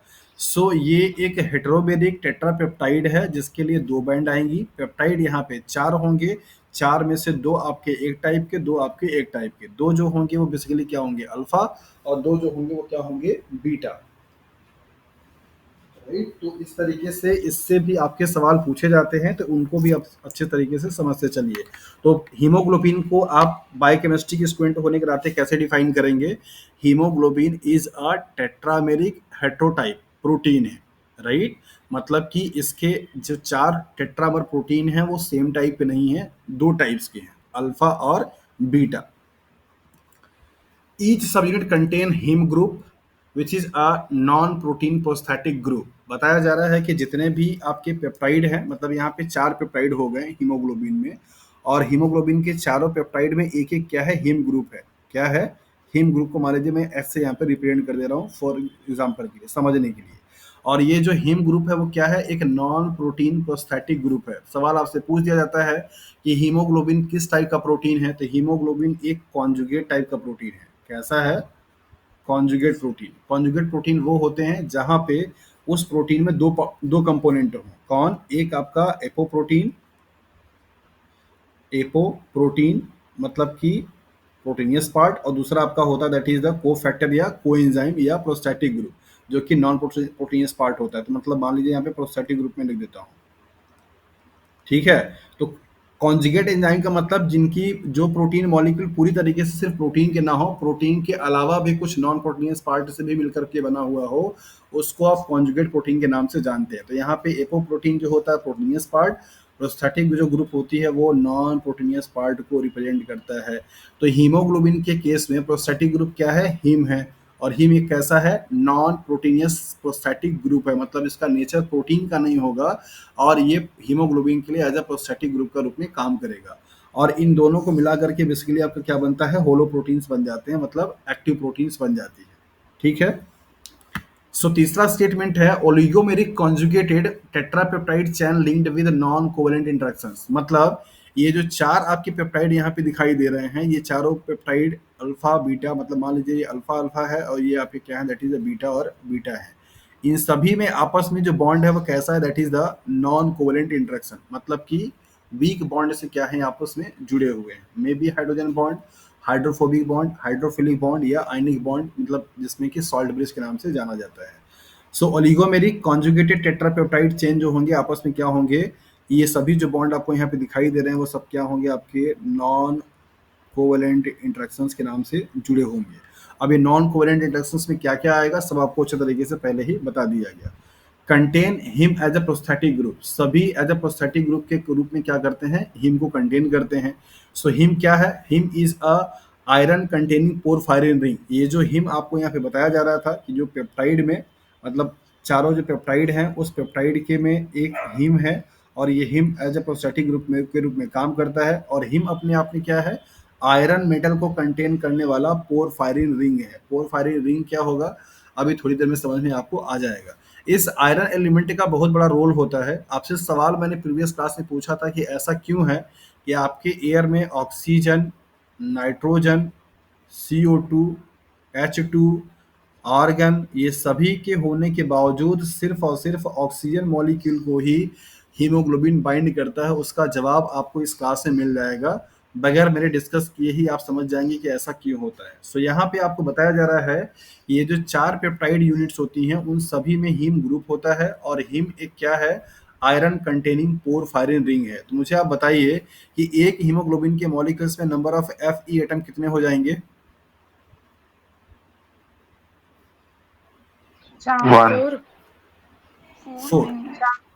ठीक है, 4 पेप्टाइड हैं, हर पेप्टाइड के पास हीम ग्रुप है, और हर हीम के ग्रुप के पास क्या है, एक Fe है। इसका मतलब एक सिंगल हीमोग्लोबिन मॉलिक्यूल्स के पास क्या होगा, 4 आयरन एटम हो जाएंगे। 4. ठीक है, porphyrin in heme is known as the protoporphyrin 9, मतलब कि हिम के केस में जो पोरफायरिन रिंग होती है उसको आप प्रोटो पोरफायरिन 9 के नाम से क्या है, जानते हैं। Okay, so basically made up of a 4 pyrrole ring. ये जो पोरफायरिन रिंग होती है ये पायरोल रिंग से मिलकर के बनी होती है, और उसका नंबर कितना होता है, 4। मतलब एक पोरफायरिन रिंग को बनाने के लिए 4 पायरोल रिंग की जरूरत होती है। और ये जो पायरोल रिंग होते हैं ये एरोमेटिक कंपाउंड्स होते हैं। कैसे होंगे ये स्ट्रक्चर आपको यहाँ पे देखने को मिलेगा। हीमोग्लोबिन A1 जो कि एडल्ट का फॉर्म होता है, contain 2 alpha and 2 beta polypeptide chain, ये आपको पहले ही इंफॉर्मेशन दे दिया गया। Alpha chain contain 141 amino acids, sorry 141 amino acids, and beta contain 146। So 141 146 multiply इसका आप 2 से कर लीजिए, इसका भी आप 2 से कर लीजिए, क्योंकि 2 पेप्टाइड होते हैं। तो यहाँ पे अगर आप देखेंगे तो 2 हो जाएगा, 8 हो जाएगा, 2 हो जाएगा। यहाँ पे अगर आप देखेंगे तो 2, फिर सॉरी 2 8, हाँ, फिर यहाँ पे 2, फिर इसके बाद 8 एंड 9, और इसके बाद यहाँ पे 2, दोनों को ऐड कर देंगे, कितना आ जाएगा, दैट इज 4 और 17 और 4 4 5 574 अमीनो एसिड से मिलकर के बनने वाला क्या है, आपका हीमोग्लोबिन प्रोटीन है, जहाँ पे 4 पेप्टाइड हैं, और उन 4 पेप्टाइड में 2 अल्फा और 2 बीटा। एक अल्फा के पास नंबर ऑफ अमीनो एसिड्स कितने हैं, दैट इज द 141, और दूसरे वाले बीटा के पास कितना है, 146। ये है आपका बीटा का, और ये है आपका अल्फा का। फिर से मेरा सवाल है, अब आपको पूरा मॉलिक्यूलर वेट पता चल गया है। एसडीएस पेज इलेक्ट्रोफोरेसिस पे अगर मैं यहाँ पे रन कराता हूँ, और मान लीजिए कि ये पूरा आपका क्या है, मॉलिक्यूलर वेट का के बेसिस पे होता है, मॉलिक्यूलर वेट के बेसिस पे, राइट। तो अब यहाँ पे मैंने ऐसे इस तरीके से बना दिया है बैंड। आप मुझे बताइए कि कौन सी बैंड अल्फा होगी, कौन सी बैंड बीटा होगी।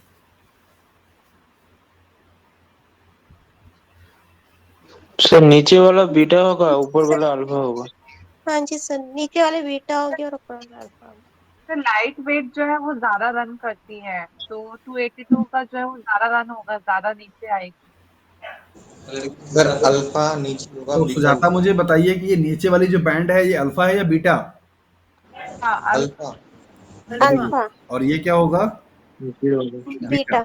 सो आप याद रखिए, जो लोग अभी थोड़ी देर पहले मुझे ये बीटा बता रहे थे उनके लिए मैं बता दूं कि इलेक्ट्रोफोरेसिस जो है वो मॉलिक्यूलर वेट के बेसिस पे सेपरेट करता है प्रोटीन को। ये जो पॉइंट है प्रोटीन के लोड करने का और ये डिस्टेंस है, जिस प्रोटीन का मॉलिक्यूलर वेट जितना कम होगा उसका माइग्रेशन रेट क्या होगी, ज़्यादा होगी। मतलब ये जो पॉइंट होता है सबसे लो मॉलिक्यूलर वेट को रिप्रेजेंट करता है, और ये जो पॉइंट होता है हाई मॉलिक्यूलर वेट को रिप्रेजेंट करता है। तो जिस प्रोटीन का मॉलिक्यूलर वेट जितना कम होगा उसकी बैंड कहाँ पर आएगी, नीचे पर आएगी। यहाँ पर आने का मतलब ये प्रोटीन और ज़्यादा हैवी है, ये वाला आपका कम है, ये वाला सबसे कम है, राइट। तो जैसा कि आप यहाँ पे देख पा रहे हैं कि अल्फा वाली जो प्रोटीन है उस अल्फा वाली पेप्टाइड का मास टोटल कितना आ रहा है, दैट इज 282 अमीनो एसिड्स है। इसका मतलब मास इससे कम ही आएगा, जबकि यहाँ पे कितना है 292 है। तो इसका मतलब बीटा जो पेप्टाइड है वो हैवियर है, अल्फा वाली जो है वो लाइटर है। तो लाइटर प्रोटीन का या पेप्टाइड का बैंड क्या होगा, नीचे की तरफ आएगा, मतलब माइग्रेशन रेट ज़्यादा होगी। हैवियर प्रोटीन का जो बैंड आएगी वो अपर की तरफ आएगी, मतलब माइग्रेशन रेट क्या होगा, कम होगा। सो हीमोग्लोबिन का आपने इलेक्ट्रोफोरेसिस वाला जो पर्सपेक्टिव है, यो भी यहाँ पे समझ लिया कि अगर हीमोग्लोबिन प्रोटीन का एसडीएस पेश कराया जाता है तो कितने बैंड आएंगे, और बैंड में जो दिखेगा वो कौन सा अल्फा का होगा, कौन सा बीटा का होगा। कॉपी पेन अगर आपने लिया हुआ है तो उसको आप लिख लीजिए, बना लीजिए कि इलेक्ट्रोफोरेसिस का बैंड कुछ ऐसा ही देखने को मिलेगा। दूसरा सवाल मेरा यहाँ पे ये भी है कि हीमोग्लोबिन को अगर मैं नेटिव पेश कराता हूं तो क्या होगा। अभी तक एसडीएस पेज था, एसडीएस पेज एक रिड्यूसिंग पेज माना जाता है जहां पे प्रोटीन मॉलिक्यूल सबके सब क्या होते हैं, डीनेचर्ड हो जाते हैं, सिर्फ और सिर्फ मास के बेसिस पे क्या होते हैं, सेपरेट होते हैं। नेटिव इलेक्ट्रोफोरेसिस पेज एक ऐसा पेज होता है जहां पे प्रोटीन के नेटिव कन्फर्मेशन में ही क्या होता है, नेटिव कन्फर्मेशन में ही प्रोटीन का सेपरेशन होता है। तो मुझे आप बताइए कि नेटिव कन्फर्मेशन में अगर आप नेटिव पेज कराएंगे तो हीमोग्लोबिन का कितना बैंड आएगा।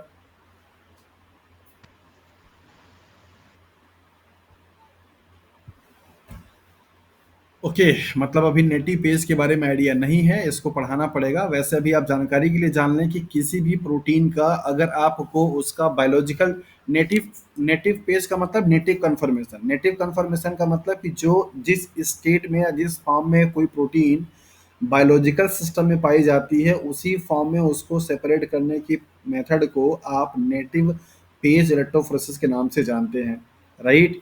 तो कोई भी प्रोटीन अपने नेटिव कन्फर्मेशन में होगी, वो चाहे जितने भी पेप्टाइड का मिलकर के बना होगा बैंड तो एक ही आएगी, क्योंकि वहाँ पे डिनेचुरेशन तो हुआ नहीं। ये चार पेप्टाइड से मिलकर बना जरूर, लेकिन चारों सब तो बॉन्ड से बधे हुए हैं, कोई भी बॉन्ड वहाँ पे टूटेगा नहीं। इसका मतलब बैंड सिर्फ कितना आएगा, 1 आएगा। लेकिन अगर आप एसडीएस से करोगे कितना बैंड आएगा, 2 आएगा, अल्फा और बीटा का। अल्फा का नीचे, बीटा का क्या होगा, अपर होगा। ठीक है, ये बात समझ में आई। सर ऐसा भी कोई इलेक्ट्रोफोरेसिस इसमें 4 बैंड आएंगे, ऐसा कोई इलेक्ट्रोफोरेसिस में 4 बैंड आएंगे नहीं, ऐसा नहीं है। ऐसा इसलिए नहीं है क्योंकि अल्फा और बीटा का जो मतलब अल्फा के दोनों जो चेन है ना, उन दोनों का मास सेम है, और इलेक्ट्रोफोरेसिस मास के बेसिस पे ही करता है। हाँ, एक बेसिस पे आ सकता है, अगर वहां पे 2D इलेक्ट्रोफोरेसिस करा दिया जाए तो। चलिए अब इसके बारे में भी पढ़ ही लीजिए। 2D इलेक्ट्रोफोरेसिस अगर आप कराएंगे तो अगर इन दोनों प्रोटीन का, अब देखिए यहाँ पे है क्या कि सेम टाइप के अमीनो एसिड्स हैं और सेम टाइप के नंबर ऑफ अमीनो एसिड्स हैं, तो इनका आइसोलेटरी पॉइंट भी होपफुली बराबर ही होगा। ये 2D इलेक्ट्रोफोरेसिस दो चीजों पे सेपरेट करता है, एक आइसोलेट्रिक पॉइंट के बेसिस पे और एक मास के बेसिस पे। अगर किसी भी प्रोटीन का अगर आइसोलेट्रिक पॉइंट डिफरेंट होगा तो मास के बेसिस पे सेपरेट करेगा, और अगर आइसोलेट्रिक पॉइंट अलग होगा तो उसके बेसिस सेपरेट करेगा। अब अगर ये दोनों अल्फा चेन, मतलब ये जो अल्फा चेन है, चूंकि अल्फा पेप्टाइड है, वो दोनों सेम टाइप के अमीनो एसिड से मिलकर बने हैं, तो इनका आइसोलेट्रिक पॉइंट भी क्या होगा, सेम होगा, और इनका मॉलिक्यूलर वेट भी क्या होगा, सेम होगा। तो जब दोनों चीजें सेम हो जाएंगी तो वहां पे बैंड सिर्फ एक ही आएगा। मतलब 2D इलेक्ट्रोफोरेसिस एक इतनी सोफिस्टिकेटेड टेक्निक है कि अगर प्रोटीन का सिर्फ कोई एक सिंगल अमीनो एसिड भी चेंज होगा तो भी सेपरेट कर देता है, लेकिन चूंकि यहाँ पे एग्जैक्टली सेम है, दैट्स वाई वहां पे ये भी सेपरेट नहीं कर पाएगा। इसका मतलब कि या तो आप 2D इलेक्ट्रोफोरेसिस चलाएंगे, या तो आप एसडीएस चलाएंगे, या तो आप नेटिव चलाएंगे, किसी से भी 4 पेप्टाइड या 4 बैंड आपको देखने को नहीं मिलेगा, क्योंकि उन 4 में से 2 अल्फा का मॉलिक्यूलर वेट भी सेम है, नंबर ऑफ अमीनो एसिड भी सेम है, तो इसलिए उनका आइसोलेटेड पॉइंट भी क्या होगा, सेम ही होगा। सिमिलरली बीटा वाले चेन का भी या पेप्टाइड वाले का भी क्या होगा, सब कुछ आपका सेम होगा, इसलिए वो सेपरेट आउट नहीं हो पाएंगे। तो इलेक्ट्रोफोरेसिस से तो नहीं आएंगे फिलहाल, तो इसलिए आप याद रखिए कि एसडीएस कराएंगे तो 2 बैंड आएगा, नेटिव कराएंगे तो 1 बैंड आएगा। ठीक है, so SDS page electrophoresis, native page electrophoresis and 2D electrophoresis, ये तीनों आपने ब्रीफ में भी देख लिया, हालांकि इनको आगे भी हम लोग डिटेल में पढ़ेंगे। सो अभी आगे मूव करें, ये सारी चीजें क्लियर हो गई। मॉलिकुलर वेट निकाल लिया आपने, यहाँ पे टोटल हेमोग्लोबिन का 574 अमीनो एसिड नंबर निकल गया। अल्फा और बीटा में से किसका कहाँ बैंड आएगा ये भी आपने देख लिया। नेटिव पेज से कराएंगे तो क्या होगा ये भी आपने समझ लिया। 2D इलेक्ट्रोफोरेसिस किस बेस पे काम करता है ये भी आपने यहाँ पे देख लिया। सो सर यहाँ हीमोग्लोबिन A1 क्यों लिखा हुआ है? A1 का मतलब हीमोग्लोबिन के टाइप्स होते हैं, जैसे चाइल्डहुड में जो होता है उनका टाइप अलग रहता है। एडल्ट, ये A1 जो है एडल्ट फॉर्म में पाया जाता है, इसलिए यहाँ पे इसको रिप्रेजेंट किया गया। तो एडल्ट के फॉर्म का हीमोग्लोबिन के बारे में हम लोग स्टडी कर रहे हैं। चाइल्ड जो होते हैं उनके हीमोग्लोबिन का स्ट्रक्चर थोड़ा अलग होता है, उनको यहाँ पे पढ़ने की जरूरत नहीं है। सो ये स्ट्रक्चर जो आपको दिख रहा है ये है पोरफायरिन का रिंग, और इस पोरफायरिन में आपको 4 पायरोल के रिंग दिखाई दे रहे हैं। 4 पायरोल रिंग आपके कहाँ पे हैं, जैसे ये देखिए, ये वाला पूरा चेन आपका जो दिखा रहा है, एक पायरोल रिंग ये है, दूसरा आपका ये है, तीसरा आपका ये है, और चौथा आपका ये है। सो ये आपके 4 पायरोल रिंग होते हैं, इन्हीं से मिलकर के बना होता है पोरफायरिन रिंग। हीमोग्लोबिन के केस में जो पोरफायरिन रिंग होती है उसको आप पोरफायरिन 9 के नाम से जानते हैं, ये वाली लाइन। तो ये स्ट्रक्चर आपको जो दिख रहा है यहाँ पे क्या है, that is the porphyrin ring है। सवाल कभी कभी आपसे पूछा जाता है कि पोरफायरिन रिंग में कौन सा एलिमेंट होता है, तो यहाँ पे आप याद रखिए नाइट्रोजन यहाँ पे आपको दिखाई दे रहा है। कितने नाइट्रोजन रिंग, कितने नाइट्रोजन है यहाँ पे, 4। मतलब एक पोरफायरिन, मतलब ये जो पूरा आपको ये दिखाई दे रहा है पोरफायरिन रिंग हीमोग्लोबिन वाली, इसमें टोटल आपको कितने एलिमेंट नाइट्रोजन के हैं, 4 एलिमेंट हैं। ठीक है, दूसरा जो स्ट्रक्चर आपको ये दिख रहा है ये आपका है हीमोग्लोबिन का, जहाँ पे मतलब हीम का, जहाँ पर आपको ये दिख रहा है कि ये पोरफायरिन रिंग में एक आपका क्या है, Fe एटम है, जहाँ पे सेकंड स्टेट पे लिखा हुआ है। जैसा कि आपको मालूम है कि आयरन एक ट्रांजिशन एलिमेंट है जो कि 2 स्टेट में पाया जाता है, एक आपका Fe पे 2 पॉजिटिव और एक आपका Fe पे 3 पॉजिटिव। इस स्टेट में आयरन का ऑक्सीडेशन स्टेट कितना होता है, दैट इज 2, और इस स्टेट में स्टेट कितना होता है, 3। इसको आप बोलते हैं फेरस, इसको बोलते हैं फेरिक। आपकी बॉडी में कौन सा फॉर्म पाया जाता है मुझे ये बताइए।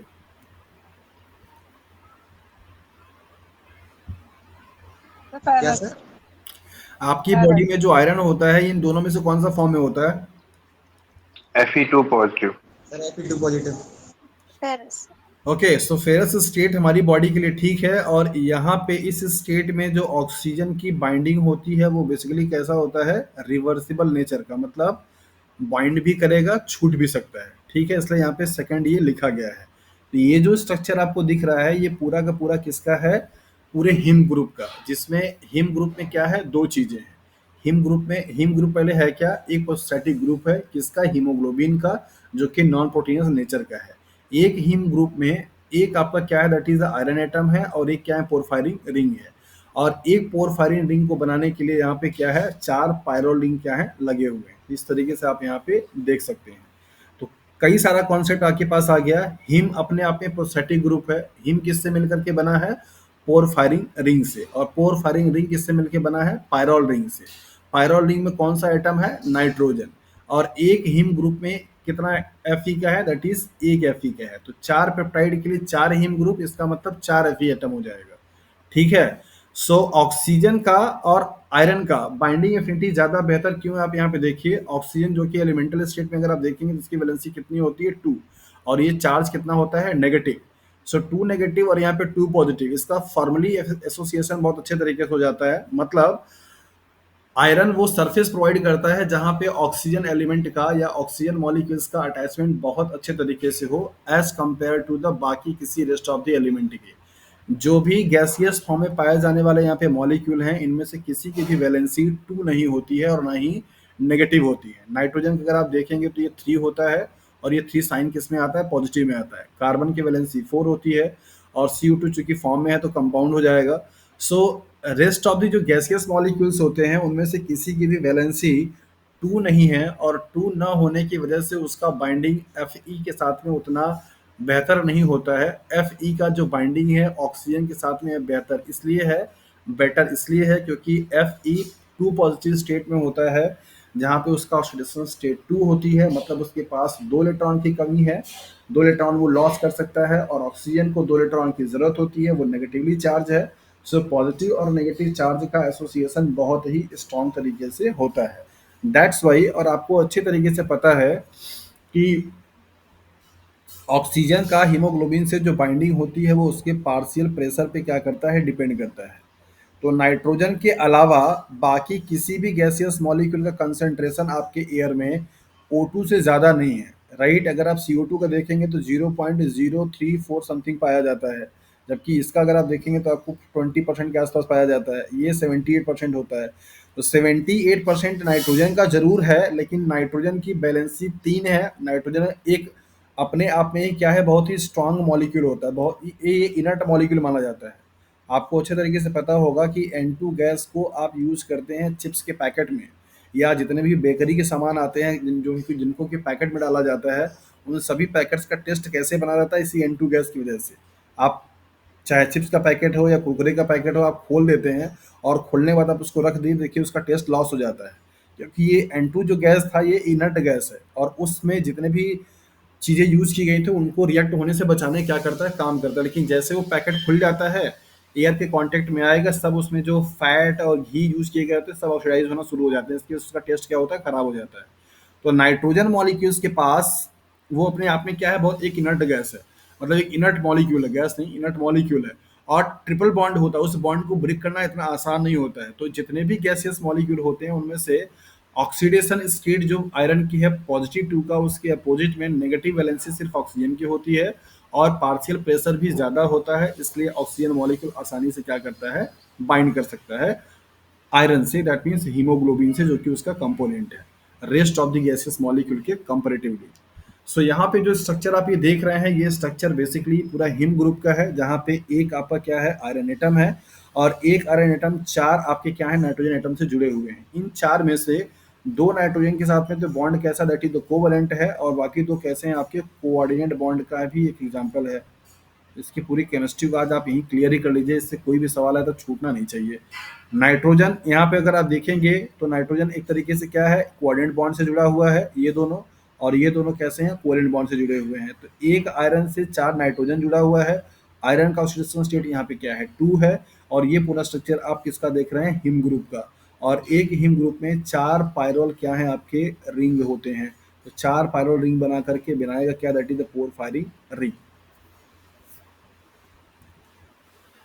ये है आपका ऑक्सीजन से बाइंडिंग का एंगल, जो कि आपको यहाँ पे दिखाया जा रहा है कि किस तरीके से ऑक्सीजन बाइंड करता है, मॉलिक्यूलर स्टेट उसका क्या होता है। यहाँ पर आपको दिख रहा है कि ये सभी पायरोल के नाइट्रोजन है, ये Fe एटम है जो कि आपके इस तरीके से जुड़ा हुआ है। ऑक्सीजन मॉलिक्यूल्स का आपस में किस तरीके से बॉन्डिंग है, यहाँ पे ऑक्सीजन के एक साइड में जो अमीनो एसिड पाया जा रहा है उसको आप बोलते हैं डिस्टल अमीनो एसिड, तो यहाँ पे ये हिस्टिडीन है, और इसके बाद क्या है, प्रॉक्सिमल जो कि पास में होता है, ये हिस्टिडीन है।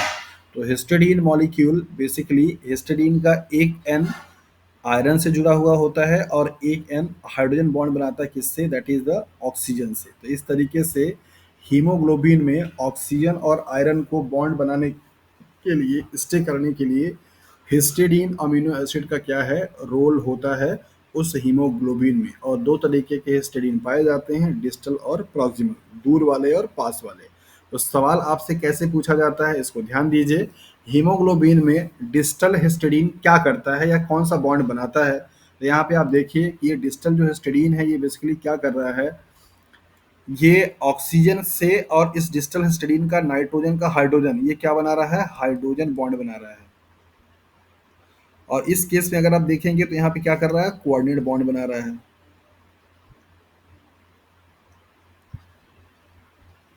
सो प्रॉक्सिमल हिस्टिडीन आयरन के साथ में क्या करेगा, कोऑर्डिनेट बॉन्ड बनाएगा। डिस्टल हिस्टिडीन क्या करेगा, ऑक्सीजन के साथ में हाइड्रोजन बॉन्ड बनाएगा। ये पॉइंट कहीं पे आप लिख लीजिए, ये पूरा स्ट्रक्चर आपका हिम का है। और ऐसे ही 4 स्ट्रक्चर मिल करके आपके हीमोग्लोबिन का फॉर्मेशन करते हैं। तो एक heme group a oxygen molecule को, तो 4 हीम ग्रुप क्या करेंगे, 4 ऑक्सीजन मॉलिक्यूल को बाइंड करते हैं।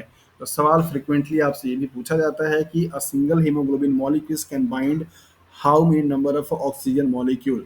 तो आप बताते हैं 4। इसका मतलब हो जाता है कि वहां पे 4 हीम ग्रुप है, because a single haem group can bind only 1 molecule of oxygen, right. So that is why इसकी पूरी जो केमिस्ट्री है आपको यही बताती है कि हीमोग्लोबिन जो कि आपका 4 पेप्टाइड चेन से मिलकर के बना हुआ है, 2 अल्फा एंड 2 बीटा, और उन दोनों में ही आपके सभी जो चैन होते हैं उनमें सबके में क्या होता है, हिम ग्रुप होता है। और उस हिम ग्रुप में आयरन क्या है, सेंट्रल मेटल एटम है, और जो कि कोऑर्डिनेट बॉन्ड और कोवेलेंट बॉन्ड से जुड़े हुए होते हैं। ठीक है। सो होपफुली कि अभी आपको हीमोग्लोबिन के बारे का जो केमिस्ट्री है वो ठीक से समझ में आ गया होगा। अब थोड़ा आते हैं उसके फंक्शंस को लेकर के। आपके बायोलॉजिकल सिस्टम में हीमोग्लोबिन का क्या क्या रोल है, यहाँ पे रोल कुछ इस तरीके से भी है, और ये सारे जो ऑप्शंस है ना, मतलब पॉइंट, ये आपके ऑप्शंस में बन करके आ जाते हैं कि हीमोग्लोबिन के फंक्शंस के बारे में कौन सा स्टेटमेंट सही नहीं है या कौन सा स्टेटमेंट सही है। तो 4 मेजर फंक्शन है हीमोग्लोबिन का। नंबर पहला, फैसिलिटेट करता है O2 के ट्रांसपोर्टेशन को। दूसरा, CO2 के ट्रांसपोर्टेशन को कैसे करेगा, पार्शियल प्रेशर के बेसिस पे। थोड़ा सा अगर आप इसको यहाँ पे फिजियोलॉजी के पॉइंट ऑफ व्यू से समझिए तो आपको समझ में आ जाएगा कि जैसे ही आपका ब्लड लंग्स में है, तो यहाँ पे जो ट्रैकिया से निकल करके आने वाली ये पूरी आपकी ट्रैकिड्स होती हैं। इन ट्रैकिड्स में आपके क्या है, दैट इज एल्वियोलाई है, राइट, जहाँ पे गैसियस एक्सचेंज होता है। तो ये वाले एरिया में पार्शियल प्रेशर ऑफ ऑक्सीजन क्या होता है, ज़्यादा होता है। पार्शियल प्रेशर ऑफ ऑक्सीजन क्या होगा, ज़्यादा होगा। तो यहाँ पे जब ऑक्सीजन मॉलिक्यूल का क्या होता है, डिफ्यूजन होता है, तो ये हीमोग्लोबिन क्या करता है, इससे बाइंड कर लेता है। तो हीमोग्लोबिन जब ऑक्सीजन से बाइंड करेगा तो उसको आप क्या बोलते हैं, haemoglobin plus oxygen is equal to oxy haemoglobin, right. और इसको आप प्योर ब्लड के नाम से भी क्या करते हैं, जानते हैं। सो लंग्स में पार्शियल प्रेशर ऑफ ऑक्सीजन के ज़्यादा होने की वजह से हीमोग्लोबिन मॉलिक्यूल क्या करता है, ऑक्सीजन से बाइंड कर जाता है। अब ये हीमोग्लोबिन मॉलिक्यूल आपका जो ऑक्सीजन को बाइंड किया कहाँ पर आएगा, हार्ट के चैम्बर में। कहाँ पे, इस वाले चैम्बर में पहला। तो ये आपका क्या हो जाएगा, लेफ्ट ऑरिकल। ये क्या हो जाएगा आपका, लेफ्ट वेंट्रिकल। ये क्या हो जाएगा, राइट ऑरिकल। और ये क्या हो जाएगा, राइट वेंट्रिकल। सो यहाँ से लेकर के यहाँ ये बेसिकली पल्मोनरी जो आर्टरीज होगी, मतलब वेन्स होगा, उससे क्या करेगा, यहाँ पे आएगा। यहाँ पे जब आपका ऑक्सीजन मॉलिक्यूल आता है तो ये आकर के कहाँ पे जाएगा, लेफ्ट वेंट्रिकल में, यहाँ पे। फिर ये अरोटा से क्या होगा, निकल जाएगा, और अरोटा जाकर के आर्टरीज में डिफ्रेंशिएट हो जाएंगी। और ये जो आपकी सेल्स होगी, इन सेल्स के मेटाबॉलिक एक्टिविटी के थ्रू क्या बनना होगा, आपका CO2। तो ये जो ब्लड है जो कि आपके सेल्स के बगल से होकर के आर्टरीज जा रही होती हैं, अब यहाँ से क्या होता है, एक्सचेंज होता है। मतलब यहाँ पे जो ऑक्सीजन मॉलिक्यूल आ रहा था, ये ऑक्सीजन क्या होगा, यहाँ पे लिबरेट आउट हो जाएगा, और ये CO2 क्या होगी, आपकी पिकअप हो जाएगी। तो CO2 फिर से कहाँ चला जाएगा, ब्लड में चला जाएगा दूसरे माध्यम से। ऐसा इसलिए क्योंकि ये सेल्स में मेटाबॉलिक प्रोसेस के थ्रू CO2 मॉलिक्यूल बनते हैं। तो यहाँ पे सेल्स या टिश्यूज में पार्शियल प्रेशर ऑफ CO2 क्या होता है, ज़्यादा होता है। इसलिए यहाँ पे ऑक्सीजन मॉलिक्यूल क्या होते हैं, लिबरेट हो जाते हैं, CO2 मॉलिक्यूल क्या होता है, पिकअप हो जाता है। अब ये CO2 कंटेन किया हुआ, मतलब हीमोग्लोबिन और प्लस CO2, तो इसको आप क्या बोलते हैं, that is the impure blood, या कार्बोक्सी हीमोग्लोबिन के नाम से जाना जाता है। किस नाम से, कार्बोक्सी हीमोग्लोबिन। अब ये क्या करेगा, यहाँ से ट्रांसपोर्ट होता हुआ राइट ऑरिकल में आएगा, राइट ऑरिकल से CO2 फिर आपका आएगा राइट वेंट्रिकल में CO2, फिर इसके बाद यहाँ से पल्मोनरी आर्टरी से होता हुआ कहाँ चला जाएगा, लंग्स में। और यहाँ पे CO2 मॉलिक्यूल हो करके इस तरीके से होता हुआ बाहर निकल जाएगा। तो ये CO2 का अंदर बाहर जाना और यहाँ से ऑक्सीजन का आना, ये सब कुछ डिपेंड किस पे करता है, पार्शियल प्रेशर पे। सो जब आप इंस्पिरेशन करते हो तो आपके पूरे लंग्स का वॉल्यूम क्या होता है, इंक्रीज होता है। सो लंग्स का वॉल्यूम इंक्रीज हुआ, इसका मतलब कि अंदर का पार्शियल प्रेशर कम हो जाता है, एटमॉस्फेरिक पार्शियल प्रेशर ज़्यादा। तो एटमॉस्फेयर का ऑक्सीजन क्या करता है, अंदर में आना शुरू कर देता है। चूंकि यहाँ पे हीमोग्लोबिन मतलब पार्शियल प्रेशर ऑफ ऑक्सीजन ज़्यादा होता है एज कम्पेयर टू CO2 के, इसलिए यहाँ पे जो ब्लड होते हैं वो सारे ब्लड हीमोग्लोबिन ऑक्सीजन से क्या करता है, बाइंड कर ले जाता है। और यही ऑक्सीजन से बाइंड किया हुआ हीमोग्लोबिन जाता कहाँ पे है, आपके हार्ट में। हार्ट से पूरे बॉडी के सारे टिश्यूज और सेल्स में क्या होगा, पंप होगा, और वहाँ से CO2 को पिकअप करेगा। फिर इसके बाद क्या करेगा, ला करके राइट ऑरिकल, राइट वेंट्रिकल में उसको ड्रॉप करेगा, फिर यहाँ से निकल करके लंग्स में चला जाएगा, और फिर ये क्या होगा, बाहर चला जाएगा। सो इस तरीके से हीमोग्लोबिन का मॉलिक्यूल CO2 और ऑक्सीजन दोनों को ही ट्रांसपोर्ट करने में क्या करता है, हेल्प करता है। हालांकि ट्रांसपिरेशन की रेट क्या होती है, ज़्यादा होती है। जैसे CO2 को अगर आप देखेंगे तो लगभग 70 से लेकर के 78% के आसपास बाई कार्बोनेट के फॉर्म में क्या होता है, यहाँ पे ट्रांसपोर्टेशन होता है। ठीक है, ऑक्सीजन का ट्रांसपोर्टेशन हीमोग्लोबिन के माध्यम से ज़्यादा होगा, लगभग 80% के आसपास। कुछ परसेंट में सिर्फ क्या होगा, डिजॉल्व के फॉर्म में होता है, लेकिन रोल दोनों में ही करता है। कभी कभी दिमाग में ये बात आ जाती है, कंफ्यूजन हो जाता है कि हीमोग्लोबिन तो सिर्फ ऑक्सीजन को ले जाने का काम करता है, तो CO2 वाला ऑप्शन दिया रहेगा तो उसको आप गलत लगा के चले जाते हैं। और यही चारों ऑप्शन ही ऐसे बना करके आपके एग्जाम में सवाल दे दिया जाता है कि इनमें से कौन सा हीमोग्लोबिन के बारे में स्टेटमेंट गलत है या सही है। तो ज़्यादातर स्ट्राइक जो करता है दिमाग वो CO2 वाले पे कि CO2 को तो कैरी नहीं करता है, हमने तो पढ़ा कि ऑक्सीजन कैरी करता है, तो ऑक्सीजन के अलावा CO2 को भी करेगा। कैसे करेगा, यहाँ पे मैंने शॉर्ट में ब्रीफ में ये फिगर आप लोगों को समझ में आया क्या? Yes, sir. यस सर, पक्का? Yes, sir. Yes, sir. Yes, sir. 11th class में दे रखा है सर ये। काफी समझदार काफी समझदार हो गए आप लोग। मुझे तो लगा कि मैं सिर्फ ऐसे लिखे जा रहा हूँ, आई डोंट नो कि समझ में आ रहा कि नहीं आ रहा, लेकिन अच्छा लगा कि आप लोगों ने इसको अच्छे से समझ लिया। चलिए सर ओके। 11th क्लास में है रेस्पिरेटरी सिस्टम में। हाँ है, तो ये बहुत बेसिक सा कॉन्सेप्ट जो कि आपको फिजियोलॉजी में 11th और 12th में ही पढ़ने को मिल जाती है। बट आपको यहाँ पे ये समझना था कि CO2 और O2 कैसे ट्रांसपोर्ट कर रहा है। तो ये दोनों चीज़ें आपने यहाँ पे डायग्राम के हेल्प से समझ लिया कि कैसे हीमोग्लोबिन का मॉलिक्यूल कहाँ पे CO2 कैरी करेगा और कहाँ पे O2 को करेगा, राइट। तो आपने ये समझा कि लंग्स जो है वो वहाँ पे पार्शियल प्रेशर ऑफ ऑक्सीजन ज़्यादा होता है, इसलिए वहाँ पे हीमोग्लोबिन ऑक्सीजन को बाइंड करेगा। और टिश्यूज एंड सेल्स में CO2 का पार्शियल प्रेशर ज़्यादा होगा, इसलिए वहाँ पे CO2 को क्या करता है, बाइंड करता है।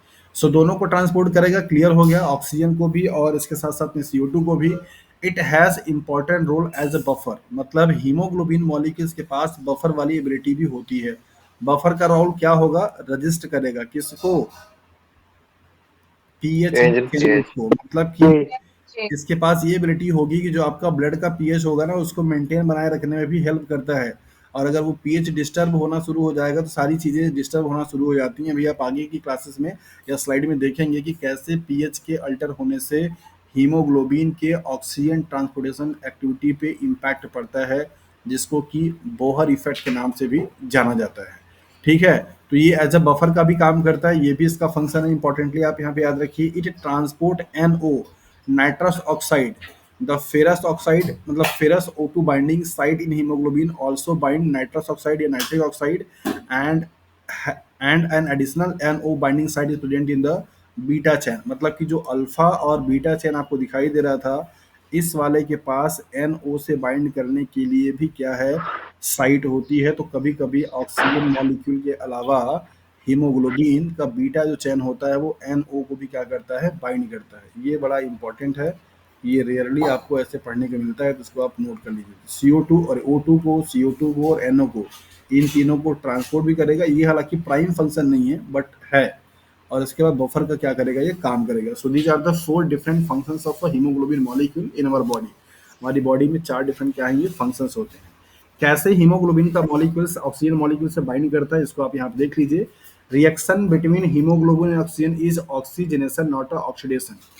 नॉर्मल कंडीशंस पे आपको पढ़ाया जाता है कि जब कभी भी किसी भी रिएक्टेंट मॉलिक्यूल्स में अगर ऑक्सीजन ऐड होगा तो उसे आप ऑक्सीडेशन बोलते हैं, लेकिन यहाँ पे ऑक्सीजनेशन है, ऑक्सीडेशन नहीं है। हीमोग्लोबिन का जब ऑक्सीजन से रिएक्शन होगा तो हीमोग्लोबिन O2 बनाएगा।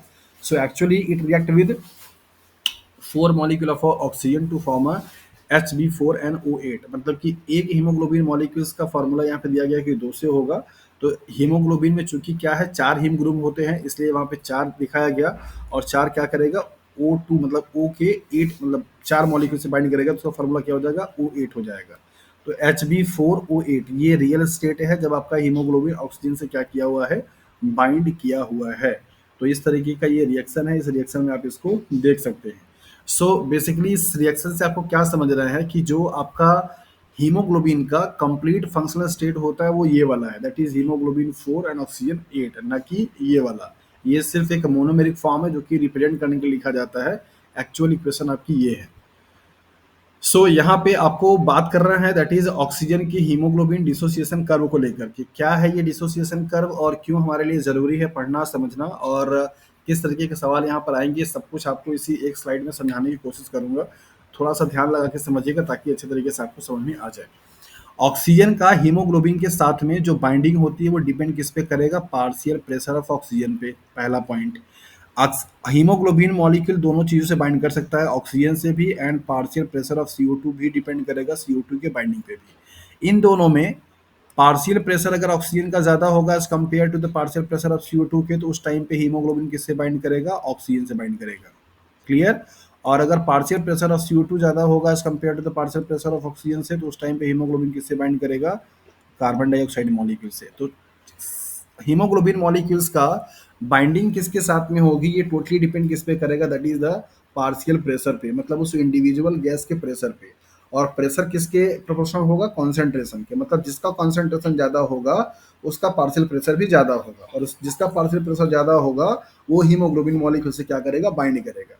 सो हीमोग्लोबिन का मॉलिक्यूल ऑक्सीजन से कब बाइंड करेगा, कब डिसोसिएट होगा, मतलब कितना परसेंट वो रिएक्ट करेगा, कितना डिसोसिएट करेगा, इसी चीज को समझने के लिए यहाँ पे एक आपको कर्व दिया जाता है जिसको आप बोलते हैं ऑक्सीजन हीमोग्लोबिन डिसोसिएशन कर्व। मतलब हीमोग्लोबिन से जब ऑक्सीजन बाइंड किया हुआ है तो किस कंडीशंस में और कितने रेट से डिसोसिएट होगी, वो कर्व आपको क्या बताता है, इसी के बारे में आपको ये पढ़ाया जाता है। तो यहाँ पे आप देखते हैं इस तरीके से ये दो एक्सिस होता है जहाँ पे एक पार्शियल प्रेशर ऑफ O2 है और दूसरा है ऑक्सीजन हीमोग्लोबिन परसेंटेज, मतलब कि कितना ऑक्सीजन का मॉलिक्यूल हीमोग्लोबिन से बाइंड करके सैचुरेट यहाँ पे हो रहा है। इस ग्राफ से आपसे कई सारे सवाल पूछे जाते हैं। नंबर पहला तो यही है कि इस ग्राफ का नेचर कैसा होता है, तो आप यहाँ पे याद रखिए ये एक सिग्मोइडल टाइप का क्या है, ग्राफ होता है। सिग्मोइडल का मतलब लाइक दैट, ये जो आपको दिखाई दे रहा है एस फॉर्म में। और ये सिग्मोइडल आपको क्या बताता है, बताता आपको ये है कि जो मतलब कि ऑक्सीजन से हीमोग्लोबिन की बाइंडिंग एफिशिएंसी है, वो जैसे जैसे आपका हीमोग्लोबिन बाइंड करता जाएगा ऑक्सीजन से, वैसे वैसे उसकी एफिशिएंसी क्या होगी, बढ़ती जाती है। और उस प्रोसेस को बेसिकली कोऑपरेटिविटी नेचर बोला जाता है। तो हीमोग्लोबिन का ऑक्सीजन से बाइंड करना एक बहुत अच्छा एग्जाम्पल है किसका, कोऑपरेटिव बाइंडिंग टाइप के मैकेनिज्म का। तो haemoglobin oxygen binding is the best example of a cooperative binding of any molecule of enzyme और सबस्ट्रेट। तो एंजाइम सबस्ट्रेट का या प्रोटीन का उसके रिएक्टेंट मॉलिक्यूल से बाइंड करने का कोऑपरेटिव मेथड एक बहुत ही अच्छा एग्जांपल शो करता है ऑक्सीजन हीमोग्लोबिन का बाइंडिंग का। कोऑपरेटिव मेथड क्या है, इसको इस बॉक्स से आपको समझाने की कोशिश करता हूँ। यहाँ पे मान लीजिए आपके क्या है, 4 हीमोग्लोबिन है, मतलब 4 हीमोग्लोबिन के पेप्टाइड है। पहला वाला ऑक्सीजन जब यहाँ पे हीमोग्लोबिन से बाइंड करेगा तो यहाँ पे 3 क्या होंगे, वैकेंट रह जाएंगे। ये पहला वाला ऑक्सीजन दूसरे वाले ऑक्सीजन से बाइंड करने की एफिशिएंसी को क्या करता है, प्रमोट करता है। और जैसे ही 2 मॉलिक्यूल बाइंड करेंगे, 2 मॉलिक्यूल अब और प्रमोट करेगा तीसरे वाले मॉलिक्यूल से बाइंड करने के लिए, और ये 3 वाले मॉलिक्यूल क्या करेंगे, और प्रमोट करेंगे चौथे वाले मॉलिक्यूल से बाइंड करने के लिए। मतलब क्या हुआ कि कंजिक्यूटिवली जैसे जैसे ऑक्सीजन मॉलिक्यूल्स ऐड होता जाएगा, नेक्स्ट वाले मॉलिक्यूल्स के लिए बाइंडिंग एफिनिटी क्या होगी, बढ़ती जाएगी उस हीमोग्लोबिन का। इसी मॉडल को आप बोलते हैं कोऑपरेटिव मेथड या cooperative binding model. So haemoglobin में 4 जो ऑक्सीजन मॉलिक्यूल्स होते हैं उन सभी का बाइंडिंग जो एफिनिटी होती है वो अलग अलग होती है। सबसे लीस्ट किसके लिए होगा, फर्स्ट वाले के लिए होगा। फर्स्ट वाले का बाइंड करना दूसरे वाले बाइंडिंग के लिए क्या करता है, प्रमोट करता है। मतलब दूसरे वाले का बाइंडिंग एफिनिटी क्या होगी, ज्यादा होगी एज कम्पेयर टू फर्स्ट वाले के, तीसरे वाले की और ज्यादा होगी एज कम्पेयर टू फर्स्ट और सेकंड वाले से, और चौथे वाले की सबसे क्या होगी, हाईएस्ट होगी। So this is called cooperative method और cooperative model of a binding, right. जिसकी वजह से आपको ये कर्व क्या दिखाई देता है कि इनिशियली ये रिएक्शन क्या हुआ, स्लो चला, लेकिन जब पहला बाइंड किया थोड़ा सा और बढ़ा, दूसरा बाइंड किया थोड़ा और बढ़ा, तीसरा बाइंड किया तो बहुत ज्यादा बढ़ गया। तो ये सिग्मोइडल अगर आपका ये लीनियर बढ़ता तो ये ग्राफ कैसे होता, ऐसे होता। अगर सिंपली बढ़ता तो ये ग्राफ कैसे होता, जस्ट लाइक स्ट्रेट, राइट। तो स्ट्रेट ना होकर के कैसा है, सिग्मोइडल है। तो कभी कभी आपसे सवाल पूछा जाता है कि ऑक्सीजन हीमोग्लोबिन डिसोसिएशन जो कर्व है वो सिग्मोइडल नेचर क्या रिप्रेजेंट करता है, तो आप वहां पे बताते हैं कि उसकी बाइंडिंग एफिनिटी को बताता है कि नेक्स्ट वाले मॉलिक्यूल्स के लिए बाइंडिंग एफिनिटी ज्यादा है as compare to the previous वाले के। बाइंडिंग एफिनिटी अगर बराबर बराबर होती तो आपका ग्राफ कुछ ऐसा दिखाई देता, जिस जहाँ पे आपका रेड पेन ये चल रहा है, लेकिन ऐसा दिखाई आपको नहीं देता है, राइट। हीमोग्लोबिन बेसिकली 2 स्टेट में पाया जाता है, टेंस स्टेट में जिसको कि आप टी बोलते हो, और आर स्टेट में इसको क्या रेस्ट स्टेट के नाम से जाना जाता है। जब अगर ये टी स्टेट में होगा तो इसका मतलब यहाँ पे ये डीऑक्सी हीमोग्लोबिन होगा, मतलब CO2 से बाइंड किया हुआ होगा। इसको आप बोलते हैं लो एफिनिटी। क्या बोलते हैं? लो एफिनिटी। और आर स्टेट को बोलते हैं हाई एफिनिटी। मतलब इस स्टेट में ऑक्सीजन मॉलिक्यूल से हीमोग्लोबिन क्या करेगा? बहुत ही हाईली एफिनिटी के साथ में बाइंड करेगा। तो आर बराबर high and low is equal to T is equal to low.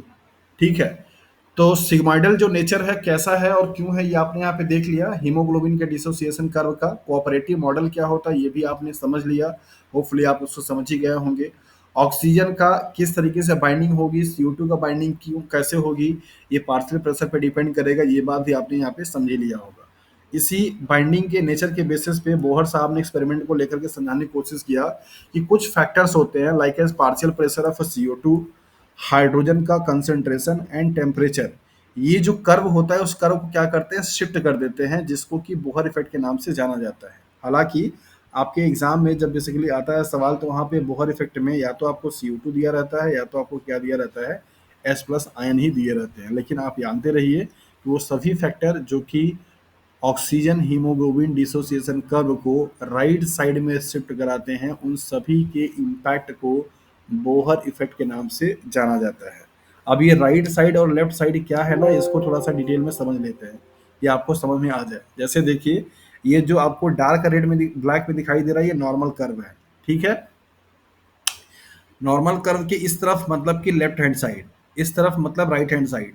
ठीक है, लेफ्ट हैंड साइड का मतलब ये वाला एक्सिस के पास में आना और राइट हैंड साइड का मतलब ये वाला एक्सिस से दूर में जाना। तो जितना ग्राफ आपका इस तरफ शिफ्ट होगा मतलब लेफ्ट हैंड साइड में, उसका मतलब होता है कि उतनी ही आपकी एफिशिएंसी क्या हो रही है, मतलब कि जो बाइंडिंग ऑफिस एफिशिएंसी क्या हो रही है? बढ़ रही है।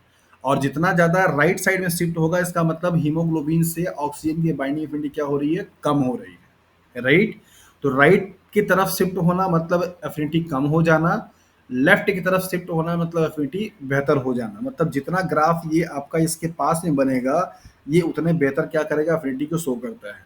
ठीक है, तो कौन कौन से वो फैक्टर है किसकी वजह से आपका बाइंडिंग एफिनिटी कम होगा, ज़्यादा होगा, इसको यहाँ पे ध्यान से आप समझिए। नंबर पहला दिया गया है टेम्परेचर। अगर टेम्परेचर लो होगा, डिक्रीज टेम्परेचर का मतलब लो टेम्परेचर। लो टेम्परेचर हमारी बॉडी में फेवर करता है ऑक्सीजन मॉलिक्यूल को प्रॉपर तरीके से बाइंड करने का। ध्यान दीजिए, क्या कभी आपने देखा है कि आपको ठंड में सफोकेशन की प्रॉब्लम होती है, आपका सांस फूलता है? नोटिस किया होगा अमूमन नहीं। लेकिन गर्मी के दिनों में आप देखिए आपका सांस फूलना शुरू हो जाता है। जैसे आप बाहर से होकर के आते हैं आपको लगता है कि पहले मैं 10 मिनट पहले बैठ करके कूलर का हवा ले लूँ फिर मैं किसी से बात करूंगा। आपको बेचैनी टाइप की होती है, महसूस किया कभी? यस। है ना?